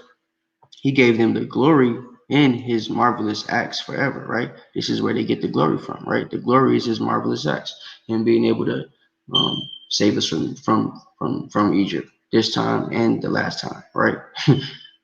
Him being able to save us from our enemies, right? Him being able to have us kill all the people in Israel when we were going to take the land with Joshua, like all these wondrous acts. Him having brothers being able to kill armies by themselves, like us being a small multitude of soldiers and being able to destroy thousands and millions of men. Like that's the type of glorious acts that we're subject to, not over the Israelites, right? It says that they might declare his works with understanding. And that's what we're doing now, right? We're able to declare the Most High's works with understanding because we actually understand why he did the works, what they before. Christians don't even go into the works in the history. They call it the history instead of the Bible. You don't need to know the history. It's good to go into the Old Testament, but you need to know the New Testament too, because it's more important than the history. But you got to know where you came from, right? That's why the Old Testament still exists. The Most High wanted us to know the history so that we'd be able to declare his works with understanding. You feel? Verse 10 says, and the elect shall praise his holy name, right? We know his holy name, his set apart name, right? It says, besides this, he gave them a knowledge and the law of life for an heritage. Verse 12, he made an everlasting covenant with them and showed them his judgments, right? Their eyes saw the majesty of his glory. Not everybody, but their eyes, the Israelites, this is possessive, right? Saw the majesty of his glory, and their ears heard his glorious voice, right? My sheep shall hear my voice. Whose ears is it that's going to hear? It's only the Israelites. You understand me? We got the everlasting covenant. We were shown the judgments, and he dealt so with no other nation, as it says in Psalm 147:19. Everything comes together when you do it precept upon precept, line upon line, here a little, there a little. You understand? But again, the Christians don't know this stuff. One more precept, 24:23, in the same book, Sirach Ecclesiasticus, chapter 24, verse 23. And all these things are the book of the covenant of the Most High God, right? All of this whole book, front to back, including the Apocrypha, is the book of the covenant of the Most High God. The covenant of what? The covenant that he made with the Hebrew Israelites, right? The chosen people above all people upon the face of the earth. Even the law which Moses commanded for an heritage unto the congregations of Jacob. So the Torah, right, isn't for everybody, for all nations and kindreds and tongues under the sun, right? It's literally the heritage and the law For the congregations of Jacob. That's it. It ain't for nobody else. For us, by us. That's it. Fubu, who knew, right? We did. Okay. So back to the scriptures. Actually, back to the video. Back to the bull. Right? You just see it, man. It's more fallacies, more lies coming out. It's gonna get better. We almost done. Jeremiah 17:10. Yahuwah searches the heart. I try the reins, even to give every man, according to his ways and according to the fruit of. Again, they're not men, they're dogs. Every man is Israel, right? That's why in Acts 2:20 says, ye men of Israel, hear these words, right? After it says, let's I don't want to butcher the scripture. Let's get that.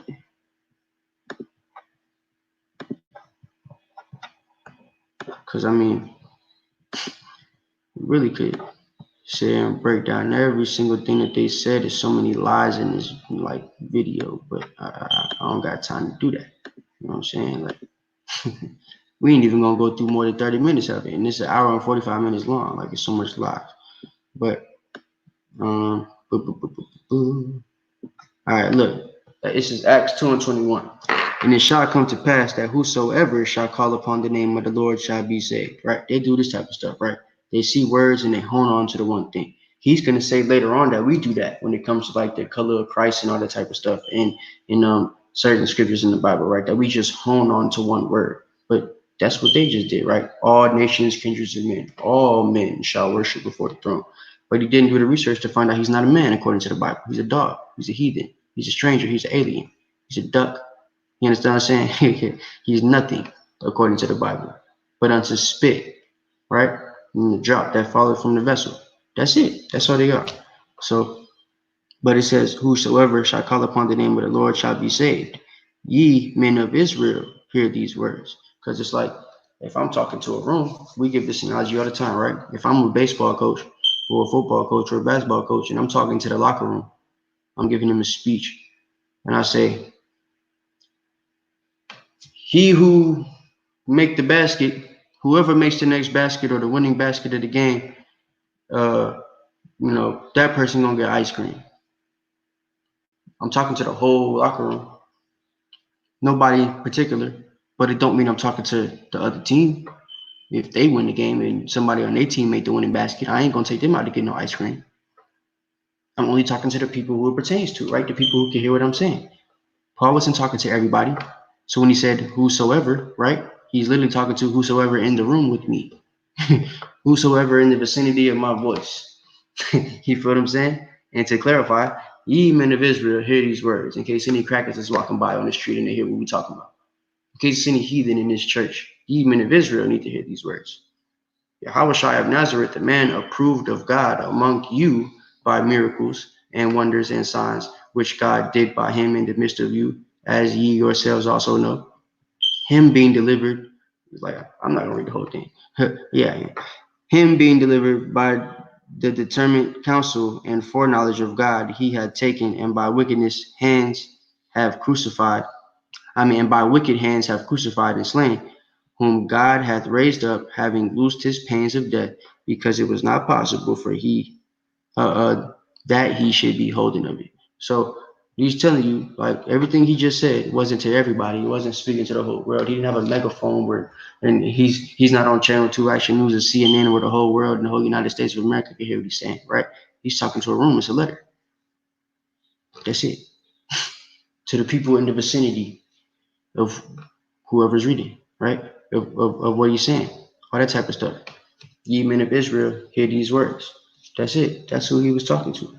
So we got to keep that in mind as well. All right. Start back to the video. His doings. And ultimately, this is what I do believe is the true seed of Yasharel, which states there is no Jew nor Greek, or you can even interpret that as Gentile. There is no neither bond nor free. There is neither male nor female, for you're all one in Messiah Yahusha. And if you be Messiahs, then ye are Abraham's seed and heirs according to the promise. We went over that last week. Y'all all did a breakdown, came on the live. I'm not going to break that down again because it took like 30 minutes to an hour. So just know Galatians 3:28 is not talking about us, right? There be no Jew nor Greek or Gentile. It's Hellene. There be no Jew nor Hellene. There's neither bond nor free, meaning, free black man, free Negro, you know what I'm saying, free slave man, or one that's still in captivity, you know what I mean? That neither male nor female, whether you're a male of Israel or a female of Israel, for you're all one in Hamashiach, Yahushua, right? For if ye be the Messiahs, then ye are Abraham's seed. If you be the Messiahs, right? If you're of the body of Hamashiach, Yahushua, then you're of the seed of Abraham, Isaac, and Jacob, and heirs according to the promise. Whose promise? The promise that's pertaining to the Israelites, as it says in Romans 9, right? So, moving on. And last one, just for great measure, probably the most popular verse out there, John 3:16.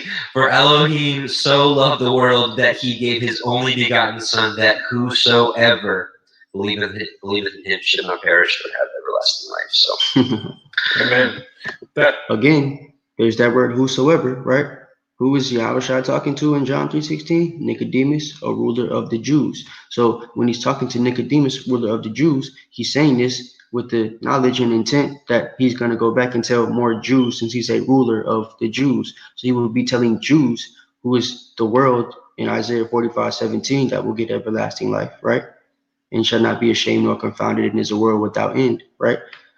These people are the ones whosoever believeth in him will not perish but have everlasting life. It's not whosoever, period. It's whosoever in the context that we're reading.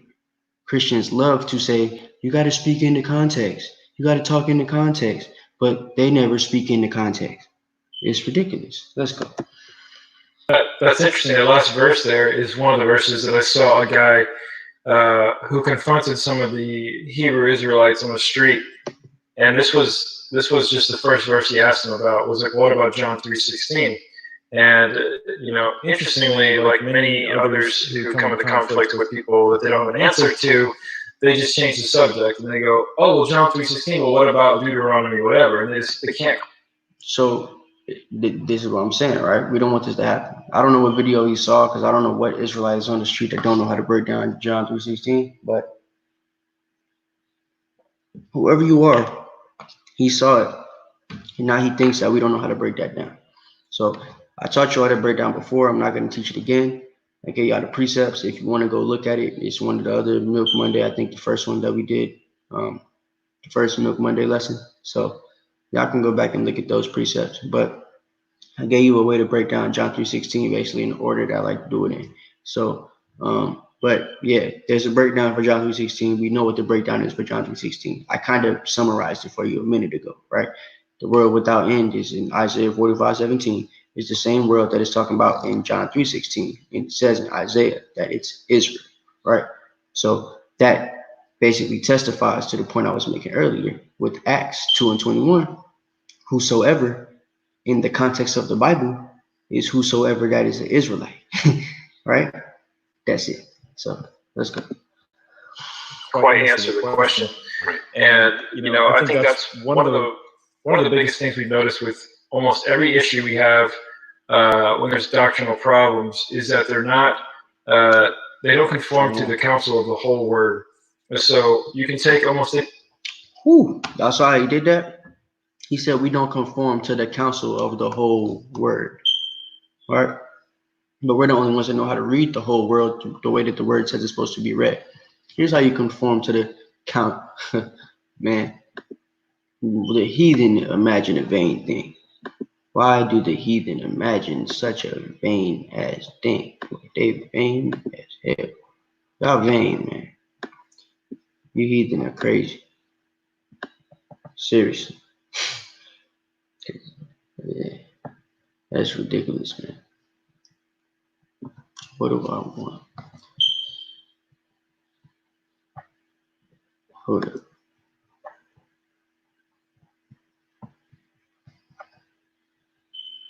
What is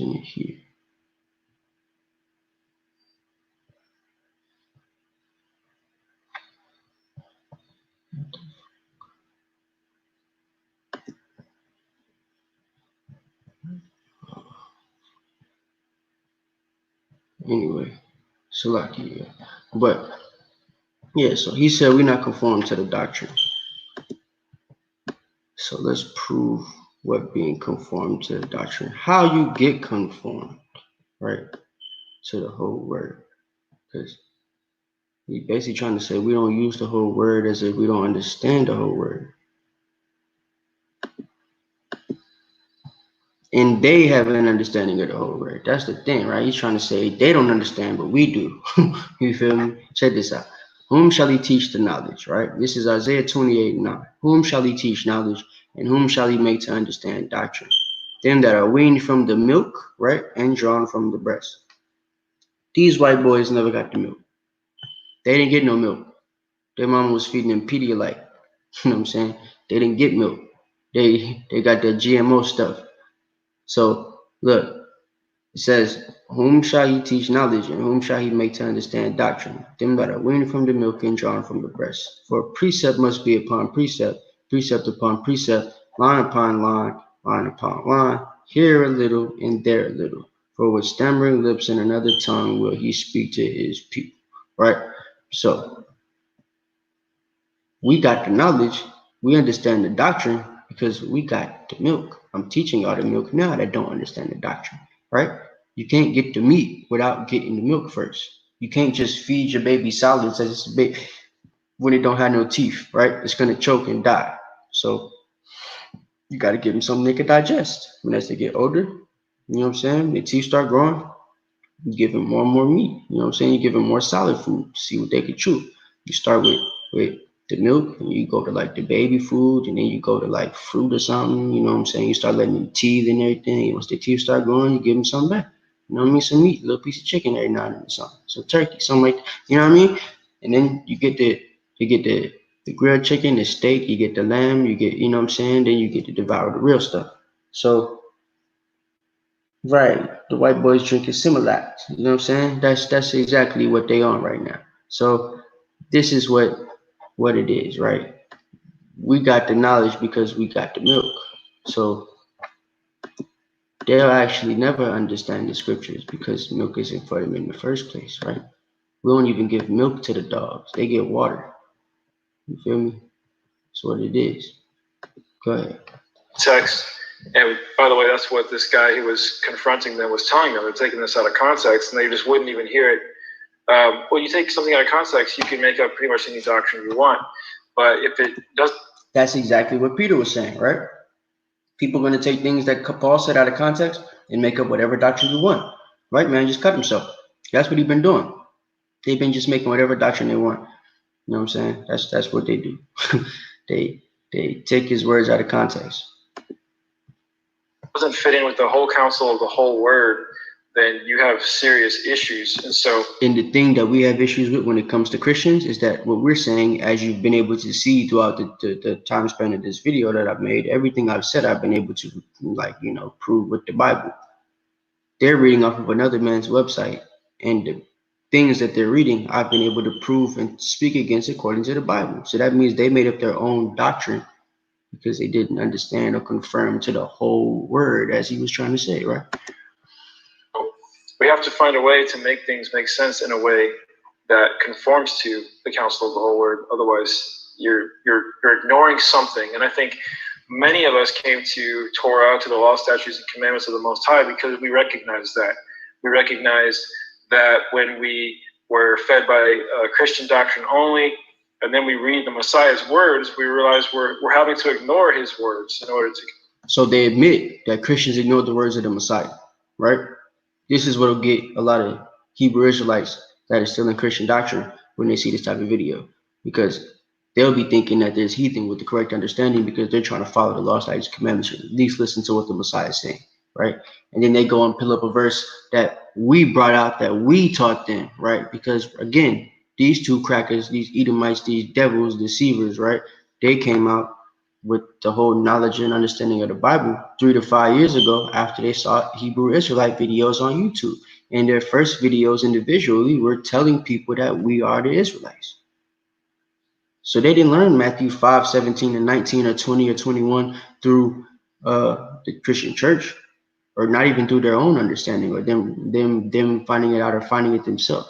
They learned it from Hebrew Israelites. You feel? That's why they highlighted till heaven and earth pass away, because it's something that they now believe in because we taught it to them.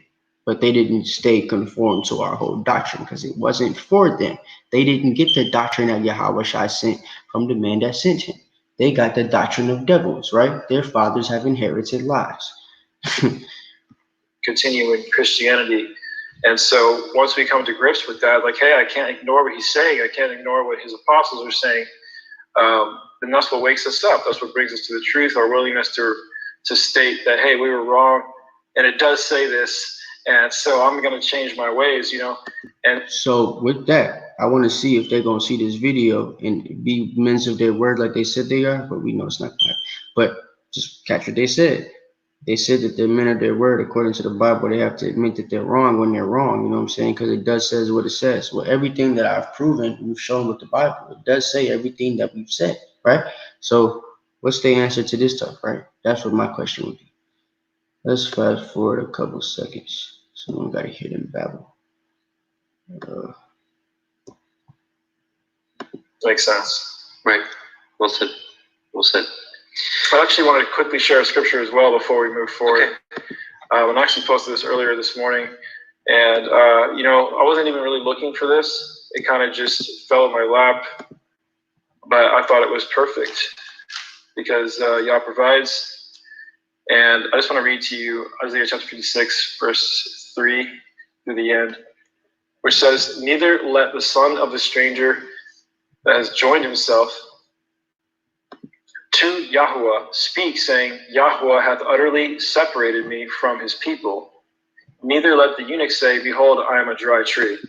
Now, they're reading the scripture because they have a false understanding of the scripture, right? It's very tricky if you're reading it and you don't actually know what it means and you can't dissect what certain words mean.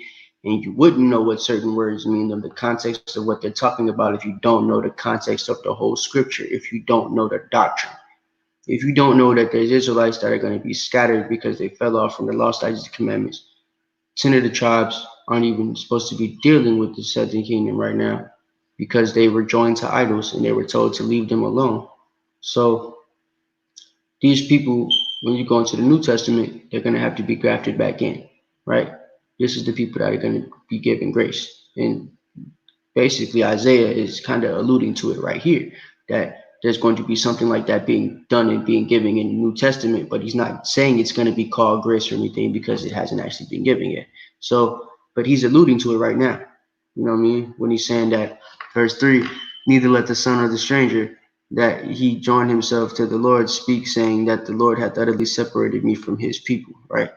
Now notice, it says separated me from his people. I want y'all to catch that.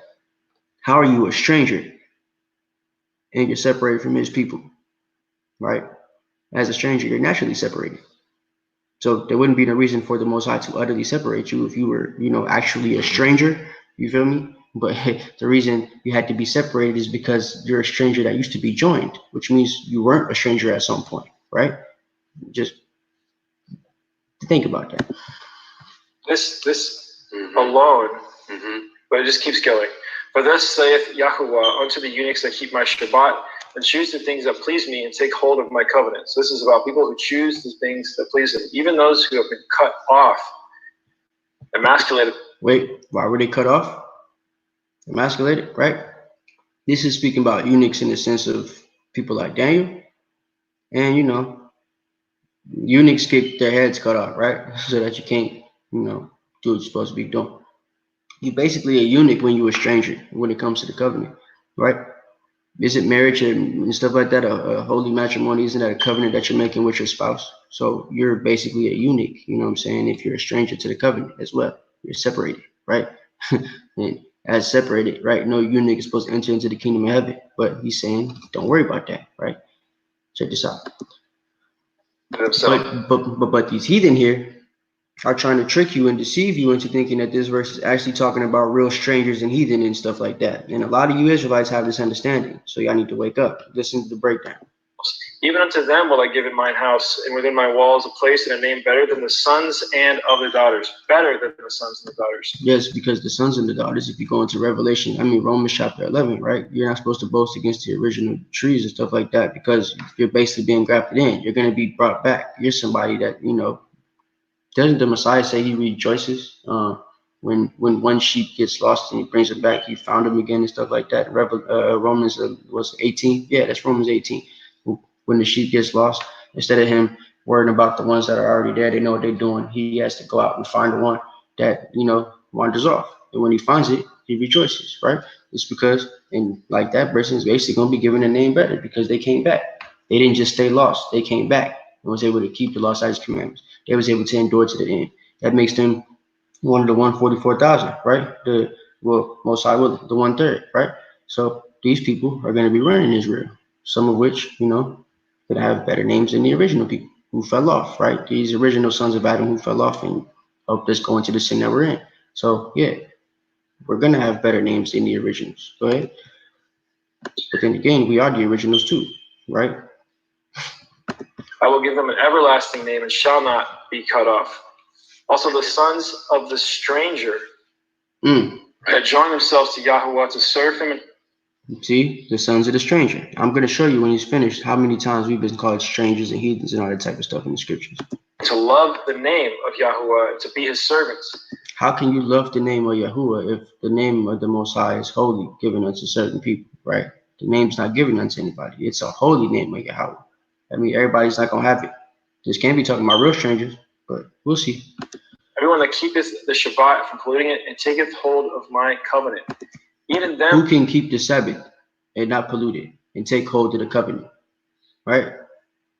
Who does the covenant pertain to, right?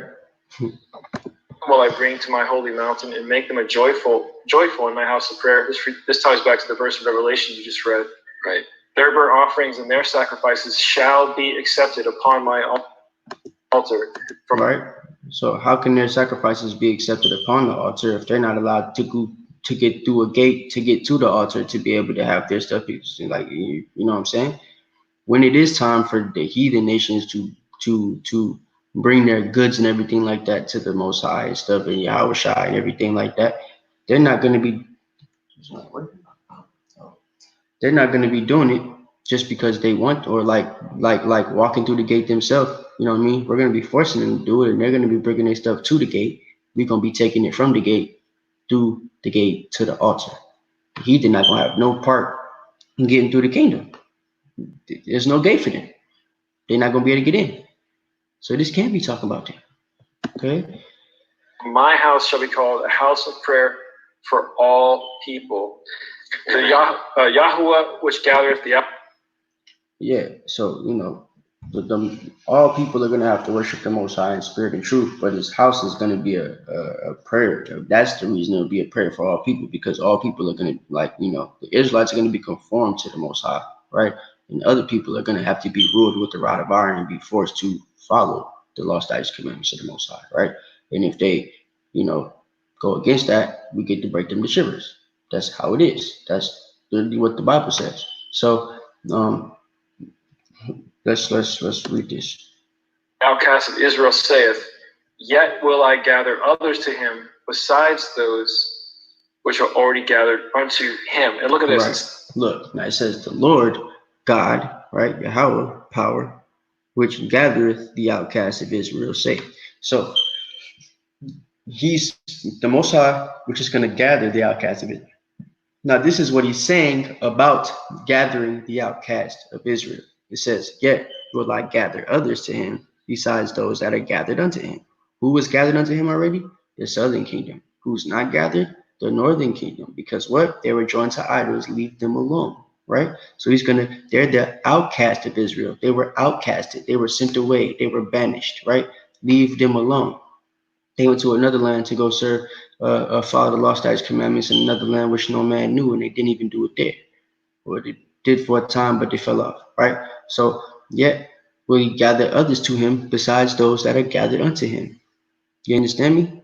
So, They don't even understand what they're reading here, because he read it like God, which gathered the outcasts of Israel, saith, yet will I gather others unto him. Like he's trying to say he's going to gather other people. But there's a comma here. He's talking about, he's about to make a statement. When it says saith, comma, that means somebody's making a statement. Like if this was a guy named Tom or something like that, and it was a story you was reading, it would say saith or said, comma, apostrophe, you know what I mean, or parentheses, apostrophe, you know what I'm saying? Yet will I gather others to him, as if the man is speaking. You feel me? So you put the marks like he's speaking there because it says saith. This is what Yahweh is doing. He's talking about to make a statement about gathering the outcasts of Israel. And the statement that he makes pertaining to gathering the outcasts of Israel is that he will gather others to him, which are the outcasts of Israel, comma, besides those that are gathered unto him, which are the people that are already following the law, statutes, commandments, or at least trying to, that know of it, which are the people who, you know, the disciples descend from, Yahweh Shai descends from, right? The southern kingdom. So that's that. You feel? We'll let them continue. It says him. Right. Yahweh was talking, and he's saying he's going to gather to him. Who is that? He's gathering to the Messiah. It's just like that's just like when Messiah said, you know, I have another fold that is not of this fold, and I must gather them too. It's gone. Right. That's John 10 and 16. Right. We just broke down Isaiah 56. Let's go ahead and get that. Let's get some precepts to prove what I'm saying. Right. Well, not even what I'm saying. Let's get some precepts to prove what the Bible says. This is what the Bible says. So let's get John 10, 16. It says, and other sheep I have, right? Other sheep I have. Not other goats, right? Not other dogs, but other sheep. The sheep hear his voice. He came to save those sheep that are lost. He came for the lost sheep of the house of Israel, right? So other sheep, lost sheep of the house of Israel I have, which are not of this fold, because they're from the northern kingdom, right? Them also I must bring, and they shall hear my voice, because his sheep hear his voice, and there shall be one fold, because he's going to join the two sticks together, right? Which were broken, right? He's going to join back together again the stick of Ephraim and the stick of Judah, and they will be again one stick, right? And they will have one shepherd, right? So he's going to be one fold and one shepherd. That's what it is. This is talking about the outcast of Israel, which you will join unto him again through the grafting in, because they can be grafted in again through faith and grace. You understand? It's very, very simple. Proof. He said earlier, right? The proof in Isaiah, the proof in the scattering, and the proof in the mixed multitudes. Well, we already broke down the scattering and the mixed multitudes, so let's get the proof in Isaiah, right? He thought his proof in Isaiah was Isaiah 56. He's also talking about Isaiah 11. Let's see who Isaiah 11 is talking about, right? Just read John 10 and 16. We saw there's a precept, right, to Isaiah 56, where it talks about the outcast of Israel. John 10 and 16 is talking about the outcast of Israel, which is the northern kingdom, which are sheep of another fold, right? So check this out. Let's go. Isaiah 11. Let's start at. I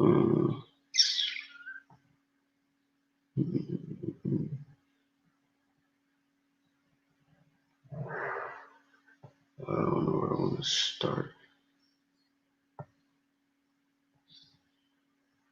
Start at 10. It says, this is Isaiah 11 and 10. And in that day there shall be a root of Jesse, which shall stand for an ensign of the people, and to it shall the Gentiles seek. Which Gentiles are these? Not the Gentiles like Harry and Larry over there, right? Freddie and Reddy. It's not them. It's the Israelites, the outcasts of Israel, the Hellenized people, the strangers, the aliens, the Gentiles, the heathens that are of Israel, that are no longer following the law, statutes, and commandments, right? We're going to seek Yahweh Shai. We're going to be trying to come back to our heritage, right? And his rest shall be glorious. That's what it is. Check this out, verse 11. And it shall come to pass in that day that Yahweh shall set his hand again the second time to recover the remnant of his people. He's going to recover the outcast of Israel, graft in people that were of the wild olive tree, right? Right? Right? And graft them in again because they were once a part of the original root. You feel? This is what it is. The holy root. If the stem is root, the lump is root, everything's, I mean, if the stem is holy, the root is holy, then it's all holy, right? These people are still separate. They was never not separate. They still the same people. They just became strangers through them, through non-belief, basically, right? So they're going to have faith again. They're going to get grace to get their faith back and to come back to their lost statutes, commandments, and their heritage and try to rehearse righteous acts. And if this happens, he's going to return, recover the remnant of his people, which shall be left from Assyria and from Egypt and from Pathros and from Cush and from Elam. If you look at where these people are, or these nations basically, Assyria is the Middle East, Egypt is Africa, Pathros is, I think, like Roman area and stuff like that, right? That's one of Alexander the Great's people. Lands that he took over, right? Cush is more Africa. Elam is all the way India, right? Shinar, I don't know where that is. I'm not gonna lie to you. Hamath, I think that's Ham or the Middle East as well, and the islands of the sea, right? Which is Japhet's region. So he's saying he's gonna save us basically from every place, the remnant from every place except America. Why? Because the people in America are the 12 tribes, which makes the chart valid, right? And we're going to be saved from the land of the north, right? That's what this is talking about. Literally, it's right here. Another cut for the chart, right? He's saving people on the east side of the world because that's where the remnant's going to be at because the bulk of us are over here. Anyway, so I wanted to show you guys this. Isaiah 61, the good news. Let's just jump there, right? Because they'll say this is what the gospel is, right? The gospel got to be preached into all nations. It has to go to all nations, to everybody. All nations, kindreds, and tongues are going to stand before the Most High. That's what the good news is, the gospel. Well, check it out. The Most High is going to save Israel from the land of the north. Israel and Judah shall be oppressed together, but they can be saved from the land of the north. It shall no longer be said that the Most High saved Israel from Egypt, but it shall be said that the Most High delivered Israel from the land of the north, right? I'm paraphrasing. So this is Isaiah 61. You just saw in 11, he's going to save us, a remnant, right, from all these nations that are on the east side of the world, right? And I just quoted you Jeremiah, where he's going to save us from the land of the north. So this is what the good news is. This is Isaiah chapter 61, and we're going to start at verse 1. The spirit of Yahweh God, Yahweh power, is upon me, because Yahweh hath anointed me to preach good tidings, or good news in the other translations, unto the meek. That's where they get this saying from, the good news, right? The gospel. It's the good tidings unto the meek. Who's the meek? The ones that shall inherit the earth. Why do they get to inherit the earth? Because it was made for their sakes, but they don't have an inheritance with it anymore because they fell off. And the people that are reputed as nothing are now heirs over them. How long will it last, right? Till we come back to the law, statutes, and commandments. Feel? Continue reading. He had sent me to bind up the brokenhearted and to proclaim liberty to the captives. What's the liberty? Freedom to the captives. The truth shall set you free. What's the truth? The law, which is an everlasting righteousness, right? And the opening of the prison to them that are bound, to proclaim the acceptable year of Yahweh and the day of vengeance to our God, to confront all that mourn, right? To appoint them that mourn in Zion, to give unto them beauty for ashes, the oil of joy for mourning, the garment of praise for spirit of heaviness, that they might be called trees of righteousness and planting of Yahweh, that he might be glorified, right? This is him telling you what the good news is, what the gospel is, that they shall build old wastes, They shall raise up the former desolations, and they shall repair the waste cities and the desolations of many generations, because everything's going to be destroyed. There's been places that have been destroyed throughout generations. Now, the earth's going to get destroyed through World War III. We're going to have to rebuild all that stuff so that the earth can finally be made for us, right? The strangers, who? The heathen. This is heathen strangers. This isn't us, right? The strangers shall stand up and feed your flocks, because they're going to be our slaves, our captives, as it says in Isaiah 14, right? And Revelation 13 says, and the sons of the alien, like I was calling them before, shall be your plowmen and your vine dressers, right? This is who they're going to be. But ye shall be named the priests of Yahweh, right? Men shall call ye the ministers of God. Ye shall eat the riches of the Gentiles. This is the real Gentiles. We're going to have their riches because they're going to be our slaves, our captives, right? Our property. And in their glory shall ye boast yourselves. For your shame ye shall have double, and for confusion they shall rejoice in their portion. Therefore in their land they shall possess the double, everlasting joy shall be unto them. For I, Yahweh, love judgment, hate robbery for burnt offerings, and will direct their work in truth, and I will make an everlasting covenant with them. And their seed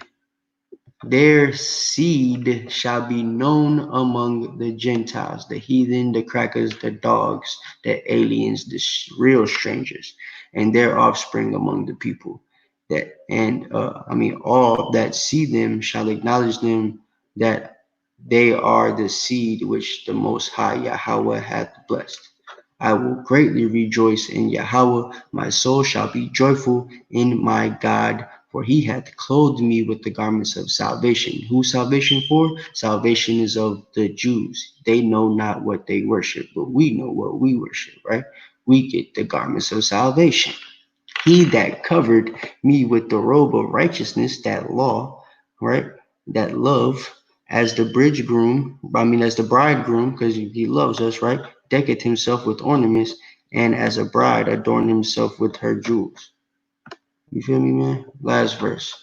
For as the earth bringeth forth her bud, and as the garden causeth the things that are sown in the spring forth, so Yahweh Allah will cause righteousness and praise to spring forth before all nations. Why does it say all nations? Because all these nations are going to be involved now. We're going to come from all nations, and all the nations are going to serve us. That's what it is, man. That's the good news. That's the gospel of the Bible. You feel me? Very, very simple. Let's skip ahead to them talking about Jesus now, so we can end this joint. You understand, man? This is the type of lies that they like to come up with. This is the type of things that Esau says. This is what I think he's almost even just referencing it. This is what he learned through his crafty counsel, man. You know what I'm saying? So you got to be keen to these type of things. Learn how to break this stuff down. Isaiah here, that's an excellent verse. It actually destroys their whole doctrine. Right there. He says it destroys the whole doctrine right there. But as you see, they thought they had something, and they had not a damn thing. Let's go. Because that would include Esau. If we were Esau, that would include Esau as well. Wait, if there were Esau, right? If there were Esau. Man, Most High love showing me stuff, man. Urban. Check this out. Look at this.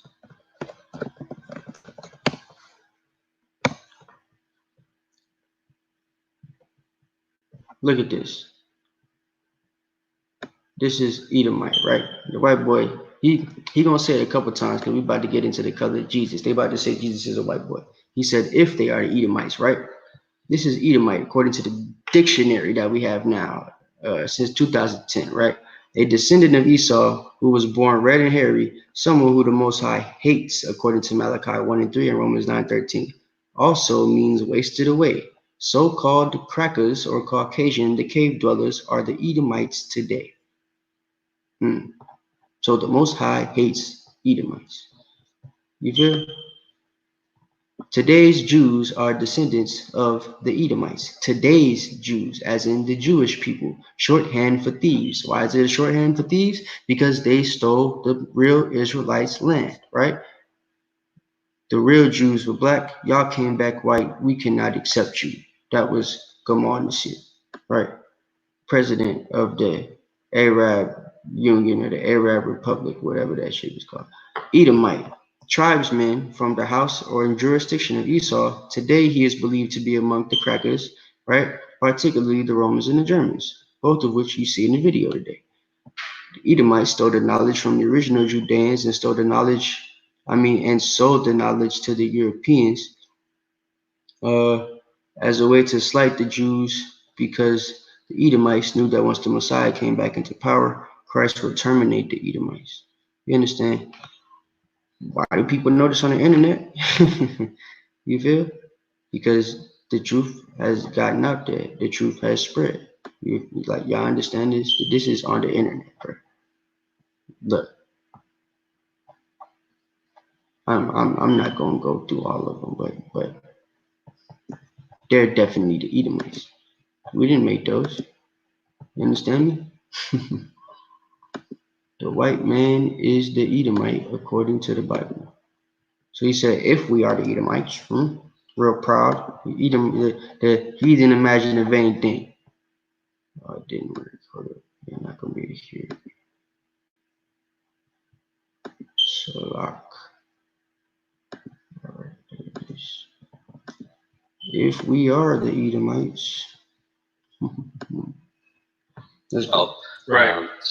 We see, examples even with people like Rahab. Shut up. Let's get straight to the good part. What they preach, and unfortunately, it's like, some people I think at this point would start saying, oh, well, this is becoming, now this is a white thing, but here, let me just share this little piece I've got here. This might help transition a little bit. It says, what do the scriptures say regarding skin color? Because you know what, with the Most High, he did put skin color in there, and so let's just talk about it. So before we go here, I need to reiterate that I despise. Notice they was all, it's not about skin color, but now he did put skin color in there, so we're going to talk about it. It's not about the flesh, but you know what? He did put flesh in there, so we're going to talk about it. And the reason he's so happy, the reason he's so proud is because he's about to try to convince you that Jesus is actually white. And they're going to give you examples that are false examples that they're going to play on certain words like they tell us not to do, but they're going to try to prove to you that Jesus is white. So pay attention. Is how we could do this, but again, this is a large group of people claiming the heritage of the biblical Israelites based off their skin color. So as with all, again, it's not based off our skin color, it's based off our nationality, by our patriarchal descent, right? If you are so-called Black, Hispanic, Native American, or the people that descend from us scattered abroad due to the various captivities and slaveries that we suffered throughout our time on the earth, of Negro and Indian descent, then you are a Hebrew Israelite, according to the Bible. That's what it is. It has nothing to do with skin color, because we a speckled bird. False doctrine, we must expose it by sharing the truth. And in his infinite wisdom, and even if you don't believe we're a speckled bird, and you just believe that we're like the sand of the sea, or we're made from dust of the ground. The dust of the ground gets from dark brown to light brown. You know what I'm saying? Like sand is considered the dust of the ground. So something we ought to think about. Yahuwah thought it meet to express the color of his people and his son, Yahushua HaMashiach, through the scriptures. So let's dive right into it. And so let's just start right here in Revelation 1:14. So let's start with the Messiah himself, Messiah Yahushua. And, a lot of times when they put forth their doctrine, they'll actually listen, guys, listen. Actually skip verse 14 because it kind of does muddy the waters for them really quickly, and then they'll just go right to 15, which we'll talk about in a second. But Revelation 1:14 says, his head and his hairs were white like wool, as white as snow, and his eyes were as a flame of fire. And let me just read this real quick, if you don't mind, we'll kind of go back and forth. But it says, notice it emphasizes the color twice. It does not say his hair was the texture of wool, but the color then continues to reinforce his complexion being white as snow. Okay, so they're trying to tell you that it says his head and hairs were white like wool and then white as snow, is to say that his head and his hairs were white which I don't know how that makes sense because they're basically trying to say that he described his hair twice as far as the color.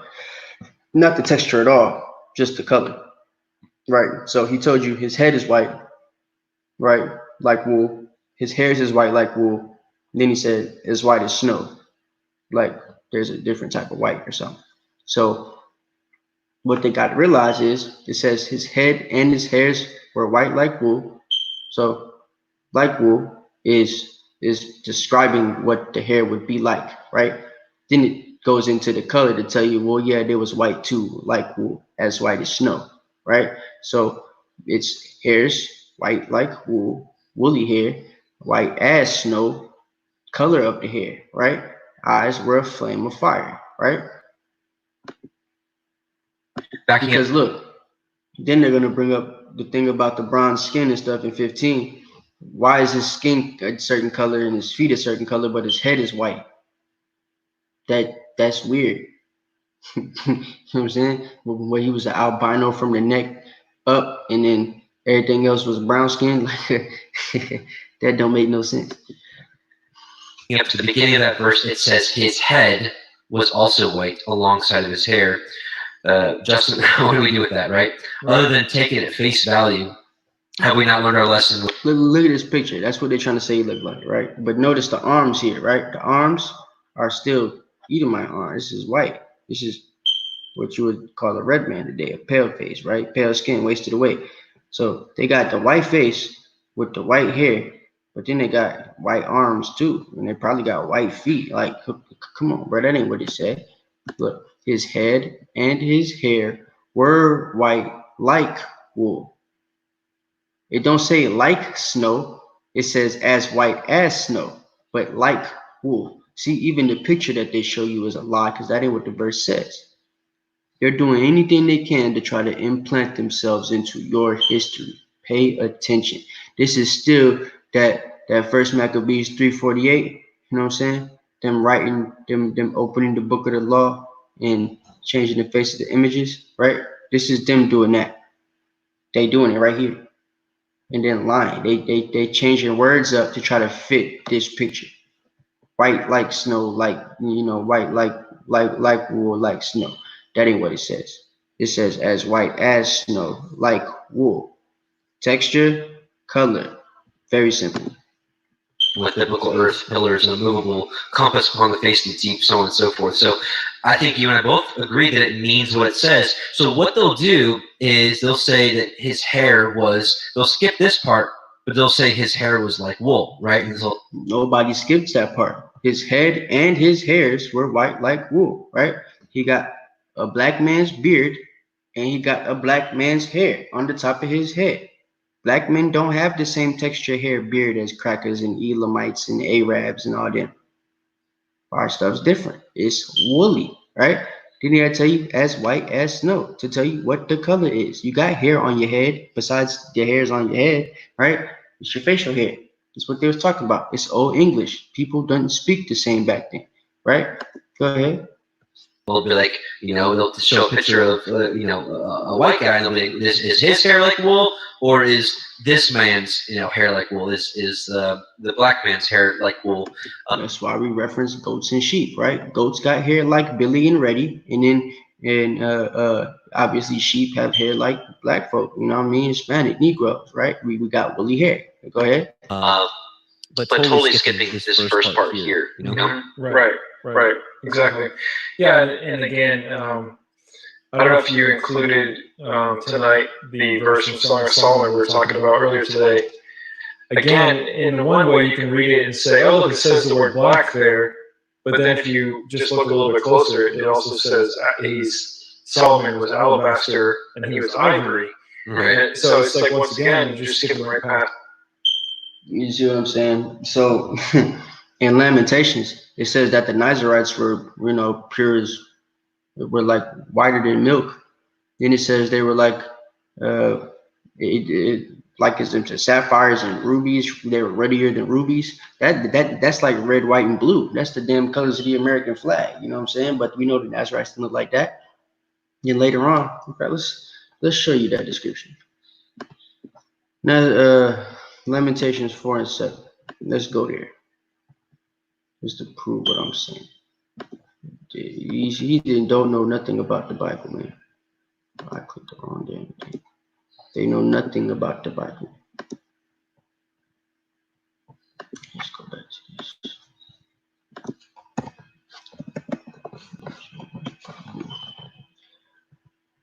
Let's go to Lamentations chapter 4. Check this out. We're going to start at 7. Right? I want y'all to see something. Because they're trying to mention things like to describe color. They would be the ones that tell you, you know, David was ready and don't know what ready means. David must have been a red man and all that stuff. But ready in the etymological form, in the etymon, right, means healthy, lively. So when they say that he's ready, he's healthy or lively, right? When the book of Enoch mentions one of Noah's sons or Adam's sons or whatever, it talks about him being white. It's talking about him being pure because, you know, that's what white means, pure. We're going to prove it. The Nazarites were purer than snow. They were whiter than milk. Look, purer than snow. They were whiter than milk. It doesn't say they were pure like snow, as white as milk, because it's the same thing that they're talking about here, right? Purer than snow, comma, they were whiter than milk. It's telling you that when something's white, according to the Bible, it's talking about something being pure. Both are white as snow or white as milk, but white means pure according to the Bible, right? Moving on. They were more ruddy in body than rubies, right? Their polishing was of sapphire. How can you be red and blue? That don't make sense. Christina Lopez, we'll answer your questions after the live. You came on too late. The Most High is not Jewish. He's the God of the Israelites. There's no such thing as Jewish people. You feel? There's only imposters, which call themselves Jewish people. But anyway, it says, as you see, her Nazarites were purer than snow. They were whiter than milk. They were more ruddy in body than rubies. You feel? So, and their polishing was of sapphire.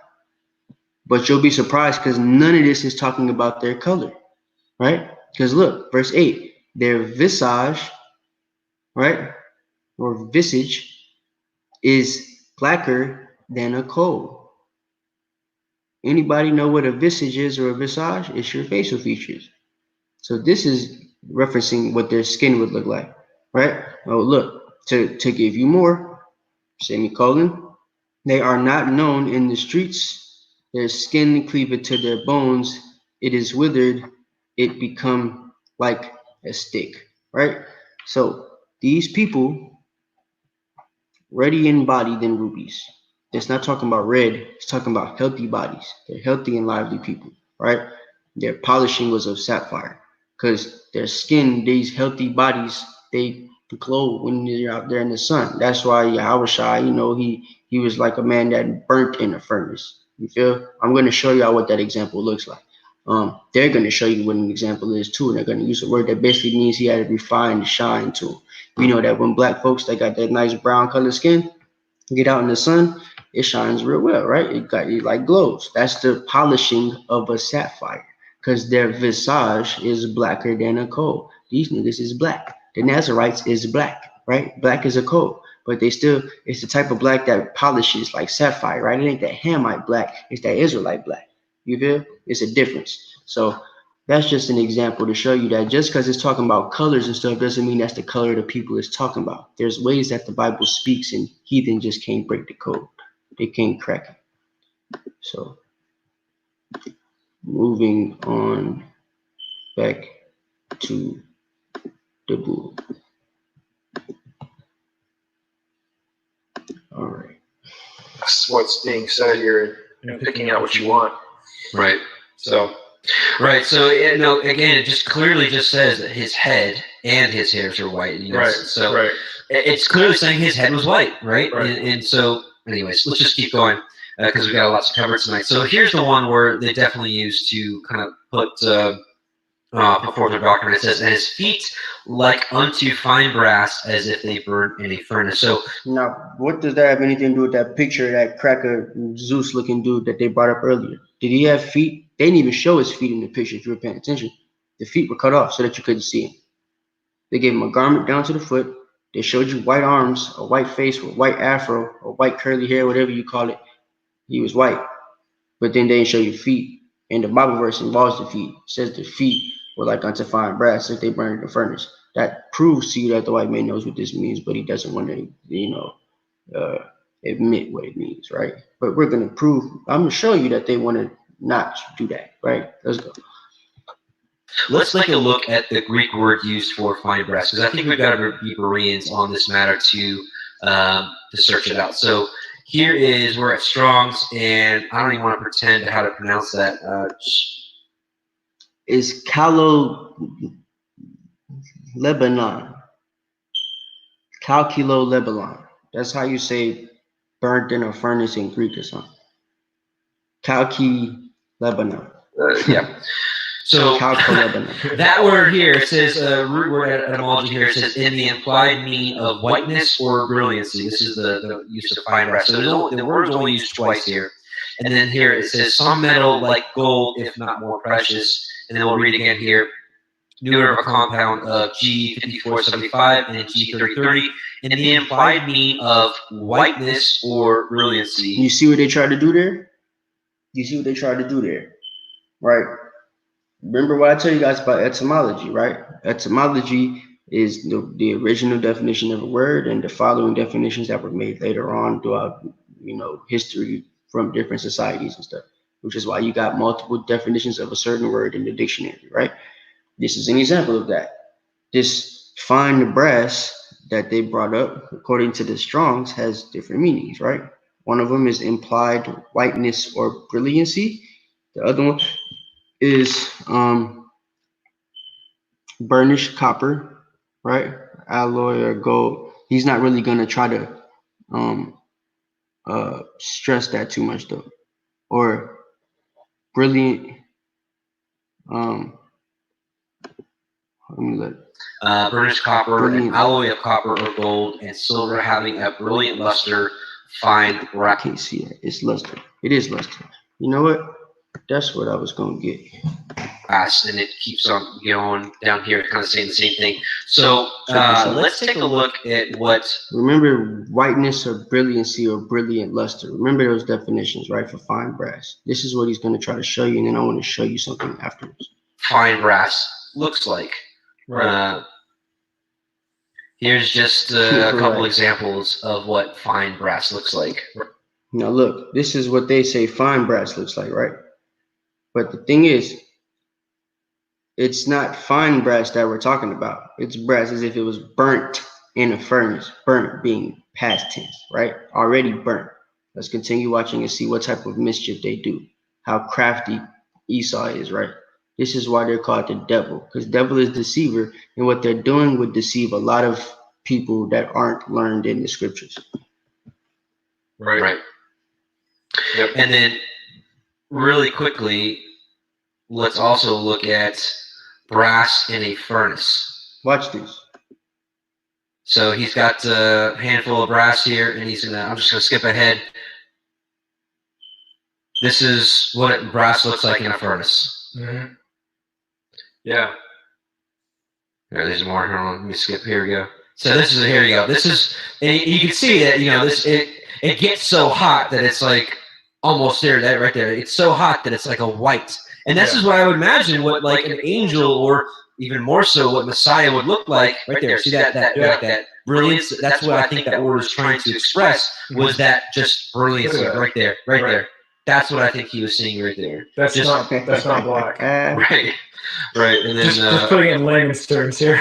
Right. And here he's okay, so y'all see how crafty it was there, right? They showed you fine brass, right? Fine brass, as in today's brass, fine brass, right? And then they show you it burning in the furnace. Not burnt, but burning in the furnace, right? So let's fact check what they did, right? Let's let's look up what the scriptures actually say. First though, remember one of those definitions for fine brass was a brilliant luster, right? So let me do this. Let's we'll go here. Let's get luster.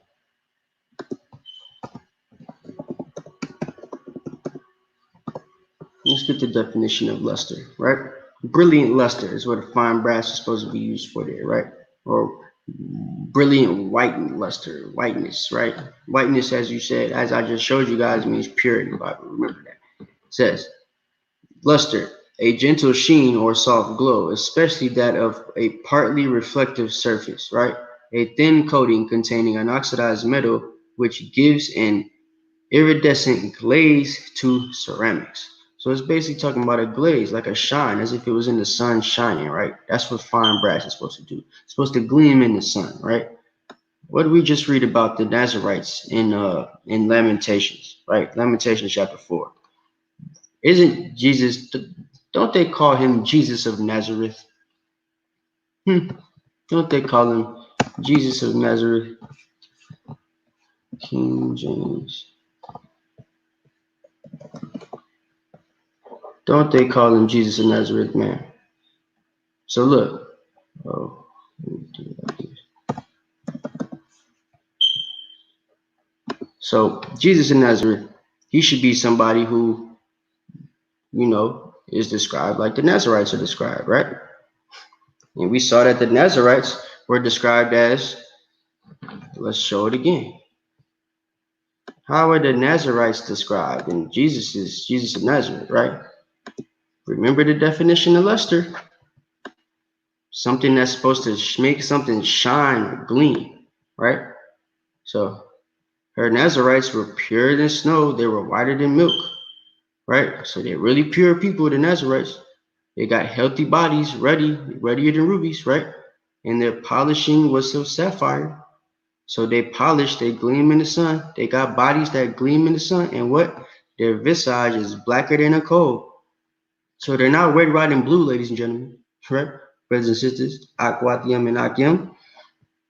They're black as a coal, super dark, right? But they got the polishing of a sapphire.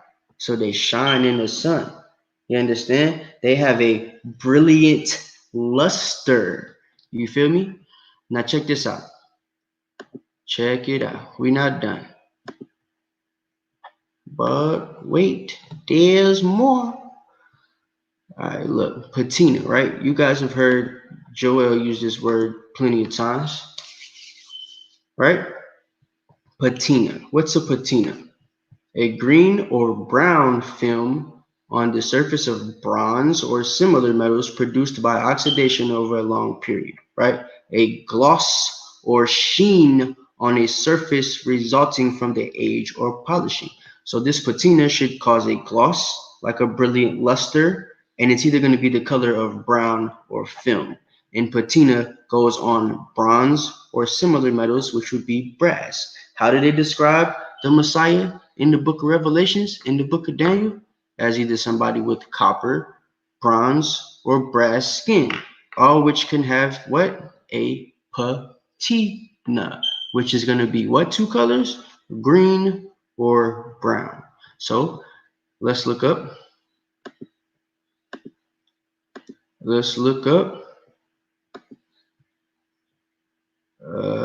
What's the uses of a patina? Uses for brass, right? This is what it looks like. If you use it on brass, it gets green, it gets goldish brown, but still got brown in it, and it could get brownish copper, right? What's the majority of what you see? Brownish or green, because the patina only come in what two colors? Brown or green. Do you understand? Now check this out. We're not finished. This is just regular brass or bronze with a regular patina on it. It ain't been burnt yet. You feel? But look how it looks already. So they like the brass is gold and gold is gold. So how could brass be gold and gold be gold? That don't make no sense. But now Now, what does burnt brass look like? Does burnt brass, hold up. Does burnt brass look like this? Brilliant, sir. Right there. That's what I think he thinks that's what the word is trying to express. But we just proved that the word brilliance wasn't just talking about brilliance, it was talking about a brilliant luster, which would be a brilliant shine, not no white, whatever this is, right? A brilliant shine on a fine brass, which burned in a furnace. This is burning in the furnace, right? The Bible says burnt. So what does a burnt object, as in past tense, using it in the context, right? Christians love to say we don't use the correct context or direct context, right? Look at what is about to happen. Just check it out.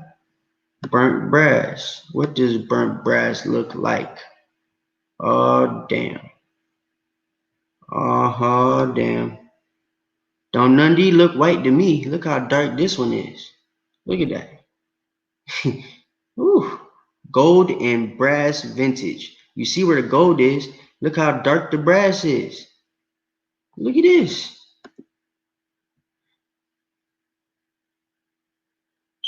Look. Look at this. Look at this, bro.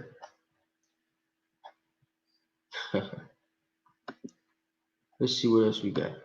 What else we got? Look at these.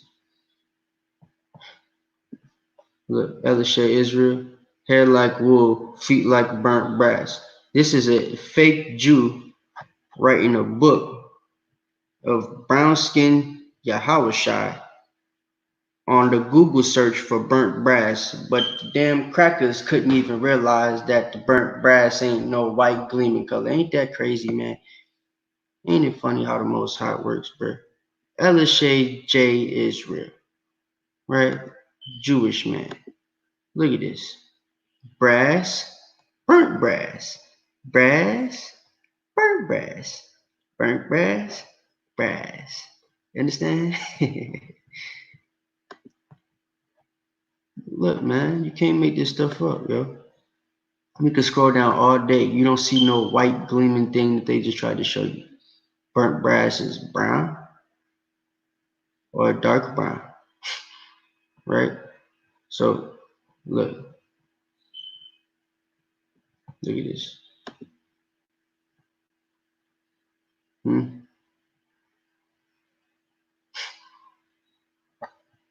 That's that brilliant luster. You see that? That brilliant luster, the shine. You see that? That's what it's talking about. Not that mess they was trying to show you.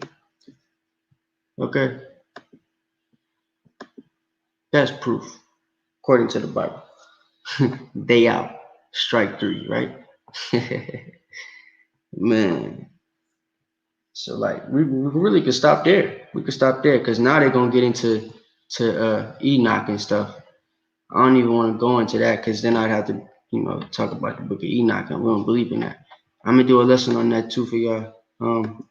We got the one on the channel at camp, but I'll do a real one. I want to share this one quick. I'm gonna show y'all this page so y'all can see where they was getting the information from. And then we're gonna go ahead and end it.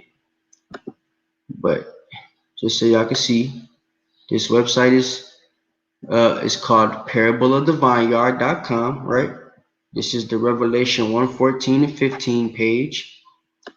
All tribes, all nations. That's what they wrote. That's what they titled it, right? And look when it was made. March 4th, 2020. You feel? March 4th. This is a brand new article. You understand? So, true seed of Abraham, right? This is what he read earlier about that whole thing with the 1 John 4:20 to Hebrews 12:14.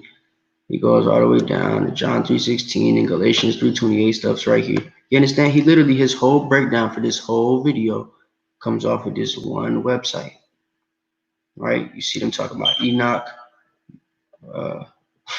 They're trying to say the patriarchs were white and all this stuff. Like, it's late, so I don't want to break all this down, but this is all stuff I could go get my book of Enoch and we could break it down one day. You understand? But it's so much falsities that I've shown you guys so far that we really shouldn't even have to go into this because, like, they haven't told the truth about a single thing yet. So why would they be telling the truth about a book that we don't even think is valid anymore, right? It's been tampered with, it's been messed with. Wasn't no book written by Enoch according to the Bible. So why would we even believe what it says? It means it was written by somebody that, wasn't supposed to be writing it. Actually, the Zondervan Bible Dictionary tells you that the book of Enoch was written by a scribe, it was written by Pharisees, right? The first copy of it was found in Ethiopia, and the Ethiopians are Cushites, not Israelites. So why would you want anything to do with the book of Enoch anyway? But like I said, that's a topic for another discussion. Just wanted to show you already getting the mess from. See, they're going to talk about David trying to, be ruddy and of a fair countenance. But we know that when we look this up in the Strongs, the ruddy here means healthy and fair means beautiful. So they were saying David was of a young, healthy, and beautiful countenance, right? Not a young, red, and beautiful countenance, but young, healthy, and beautiful countenance. That's what ruddy means, healthy. So, just look. See, they put they put Lamentations 4 and 7 here, right? They tried it. They tried it. You see, they tried it. See, her Nazarites were pure in snow, and they were whiter than milk. I didn't even know they did this because I didn't watch the rest of the video. But they tried it, and as you see, they definitely decided not to put Lamentations chapter 4 verse 8. They didn't put the next verse where it says their visage is black as a coal. They only put the one that tells them that they're red, white, and blue, as if they could explain that, right? So, that's just a cut, man, for them. Verses to rebut. They know about the scattering of us being into all nations. No man shall buy you. It says, many will say that this is describing the Atlantic slave trade of actions, which is hideous in my opinion, of how they were treated. Okay, so now he's trying to denounce it. Slavery is all throughout the scriptures, but even in Yahuwah's glorious Torah, there are rules and protections in place for this. Biblical slavery is more in line with what we know as indentured servitude. So it sounds like he's trying to say even if they are going to be slaves, it's only going to be indentured servitude. We could prove that wrong. To which this country was founded on.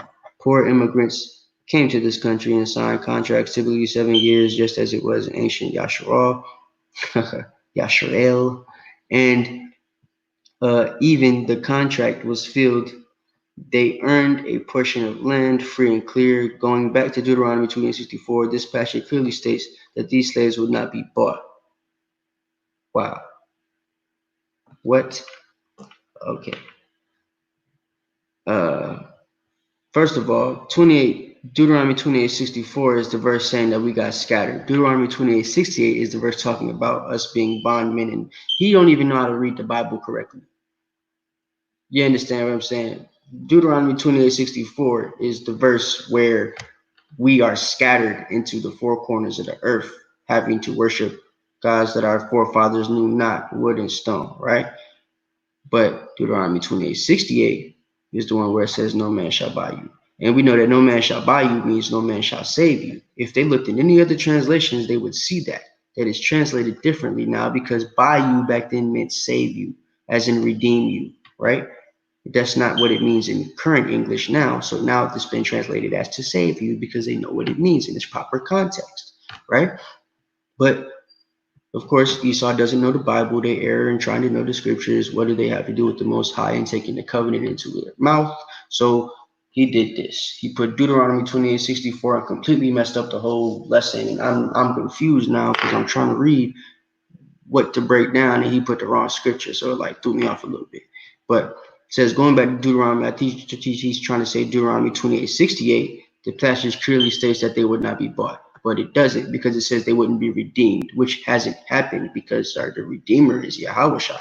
We won't be redeemed till he come back, right? We're spiritually redeemed, but it won't physically happen until he returns to redeem us, right? To save us, to be our Savior. So it says, as hideous as the Atlantic slave trade was, the Africans were certainly bought, not fulfilling the scriptures, which is what we stand on. And as mentioned earlier, we are talking we are taking them literally. So he's trying to say they're taking the scriptures literally for what they say at face value. And this says, no man shall buy you. So, I mean, like I said here, we could show it. And then I'll answer like 2-3 questions, and then I'm gonna close out. Water for staying up, Israel. Mostly I ain't got no work tomorrow anyway though, so y'all straight, right? Let me see. Notations. Yeah.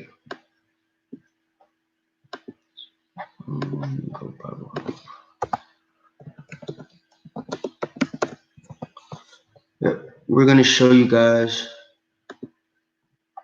literally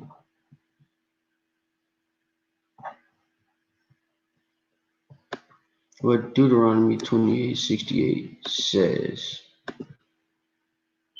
in the other translations. You know what I mean? This is why it's good to look up the other translations at least. You know what I'm saying? I'm not saying to use them 100%, but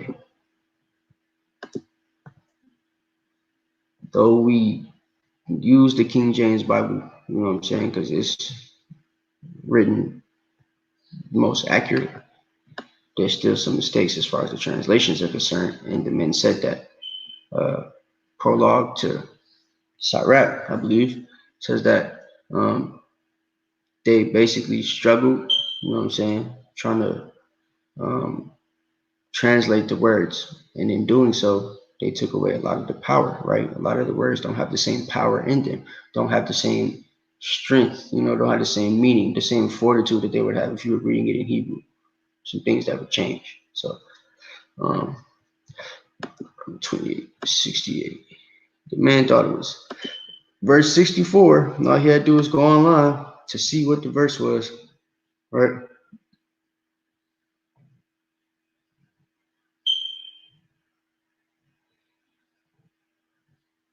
Maybe I need to go on Blue Letter Bible.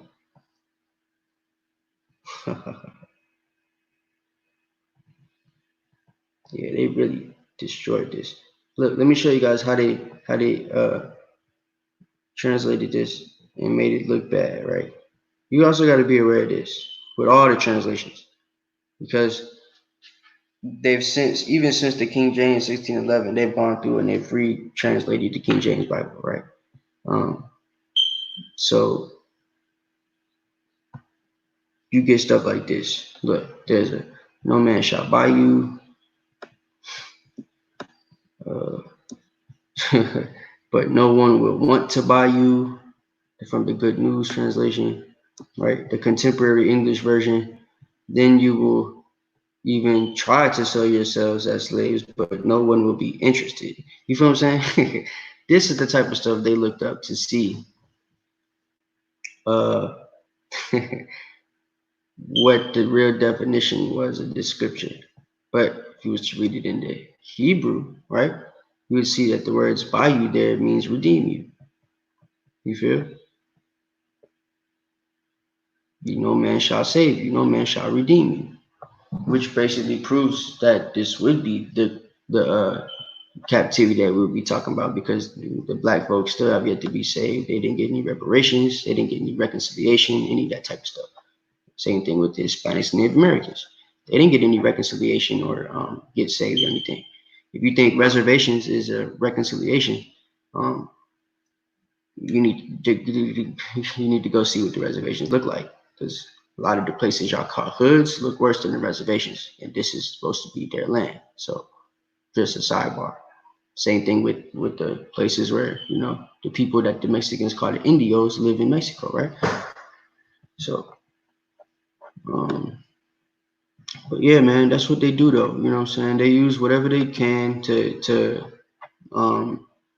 basically like fortify the scriptures in whatever way they think it could be fortified, but they're really just using deception to try to trick you. You know what I'm saying? Into making you believe whatever they can make you believe based on their understanding of the Bible. And if you don't have the correct understanding, you didn't get the milk, you didn't, learn what the true doctrine of the Bible is about, then it's going to be easy for you to be swayed, right? So, I guess that's it. That's all I'm gonna do on a little video. So I could go into some more stuff, but it's 12:30 now, and I don't want to spend 3 hours. So I'm gonna answer probably like 2, 3 questions. First 2 or 3 I see in the chat, depending on how long they are. And then I'm going to bed. So hope y'all like the lesson. Hope it was edifying to y'all. You know what I'm saying? This is something, or a way, another way that you could combat Christian doctrine. And this is a new Christian doctrine, right? Because these Christians follow the Apocrypha, which is something that I made a video on before, because most Christians don't believe in the Apocrypha. They take it as a book that's not valid. There's a new breed now. I guess these would be some sect of apologists, right? That follow the Apocrypha and follow the book of Enoch and take all of it out of context. But think they know what the book is talking about just because they're reading more of the book than the average Christian. So you gotta keep that stuff in mind. All right. Hope it was edifying to y'all. Let me see what these comments looking like.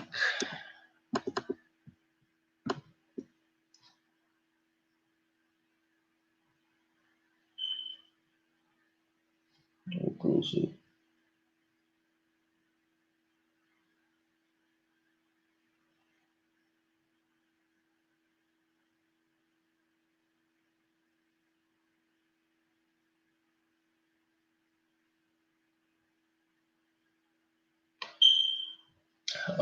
Should we do Sabbath according to the moon or the week? Trying to find out the best way to answer this. We go off the moon, but we use days too, as far as like the solar calendar is done too. So we use the moon for signs and feast days, but we use the sun as a way to tell when the days are. Our days, the way we believe at this camp, is that the day begins at sundown, right? So we're gonna do a lesson on that. I'm not gonna go into all the scriptures because that shit will take me all night. But we believe in it as far as sundown to sundown is how we do our day at this camp.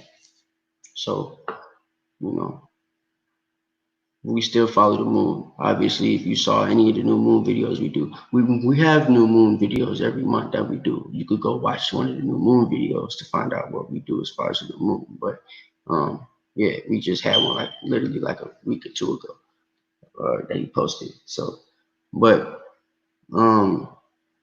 yeah, you could go look at the videos. We practice the moon based off, the dark moon, and our weeks and days are determined by, the sun when it's down. So we do a full day would be sundown to sundown.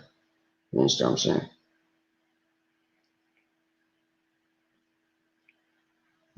Oof. Our Sabbath is on the Saturday for us. It's on the weekends.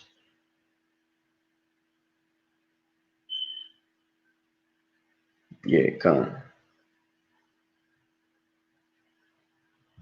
Yeah, I ain't answer no questions. Anybody got any questions pertaining to the lesson, yo? I saw y'all was writing a lot of stuff in the chat. I ain't get to see none of it.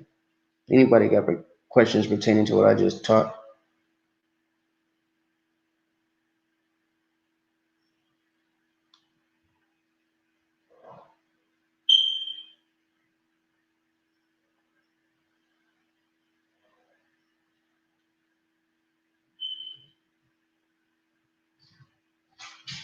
All right, I guess I ain't got no questions.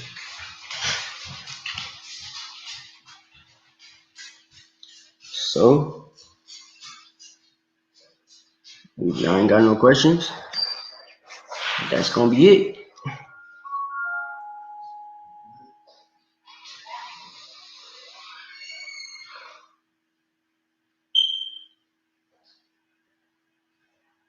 Okay. What should you do if your wife is defiant against scriptures? Be patient and continue to try to teach her the truth. That's all you can do, brother. If she's not stopping you from following the law, statutes, and commandments, all you can do is be a righteous example to her and hope that she wake up. If she don't, then hope you can get her in the kingdom. But all you can do is keep trying to teach her. We all had to go through it. Literally, all of us. Exactly. Do what Benaiah said.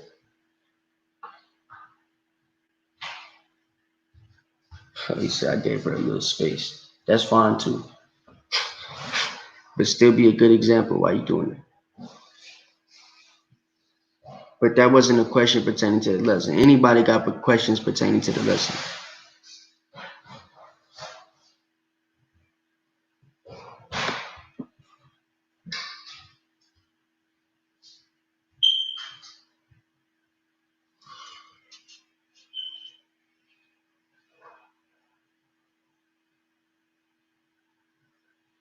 All right. How about you, Shabrakatan? Okay, man. So I'm gonna leave it there. All right. So I hope this was edifying to y'all again. Don't let these Christians come at y'all with any of this crap, man, because they do it. You know, this is something that they're getting crafty at. They're getting better at it, right? Like, I don't know. Just stay keen, stay in the scriptures, and keep trying to increase your understanding. Because if you don't, it's gonna haunt you. It's gonna be bad for you. Because as you see, the devils are definitely increasing their understanding, and they're trying to find any way they can to refute us in the things that we teach. So we need to make it known, that we can basically refute anything and rebut anything that they put out there against us because it's false, right? We could prove it with the Bible, not just speaking our own words like they do. So,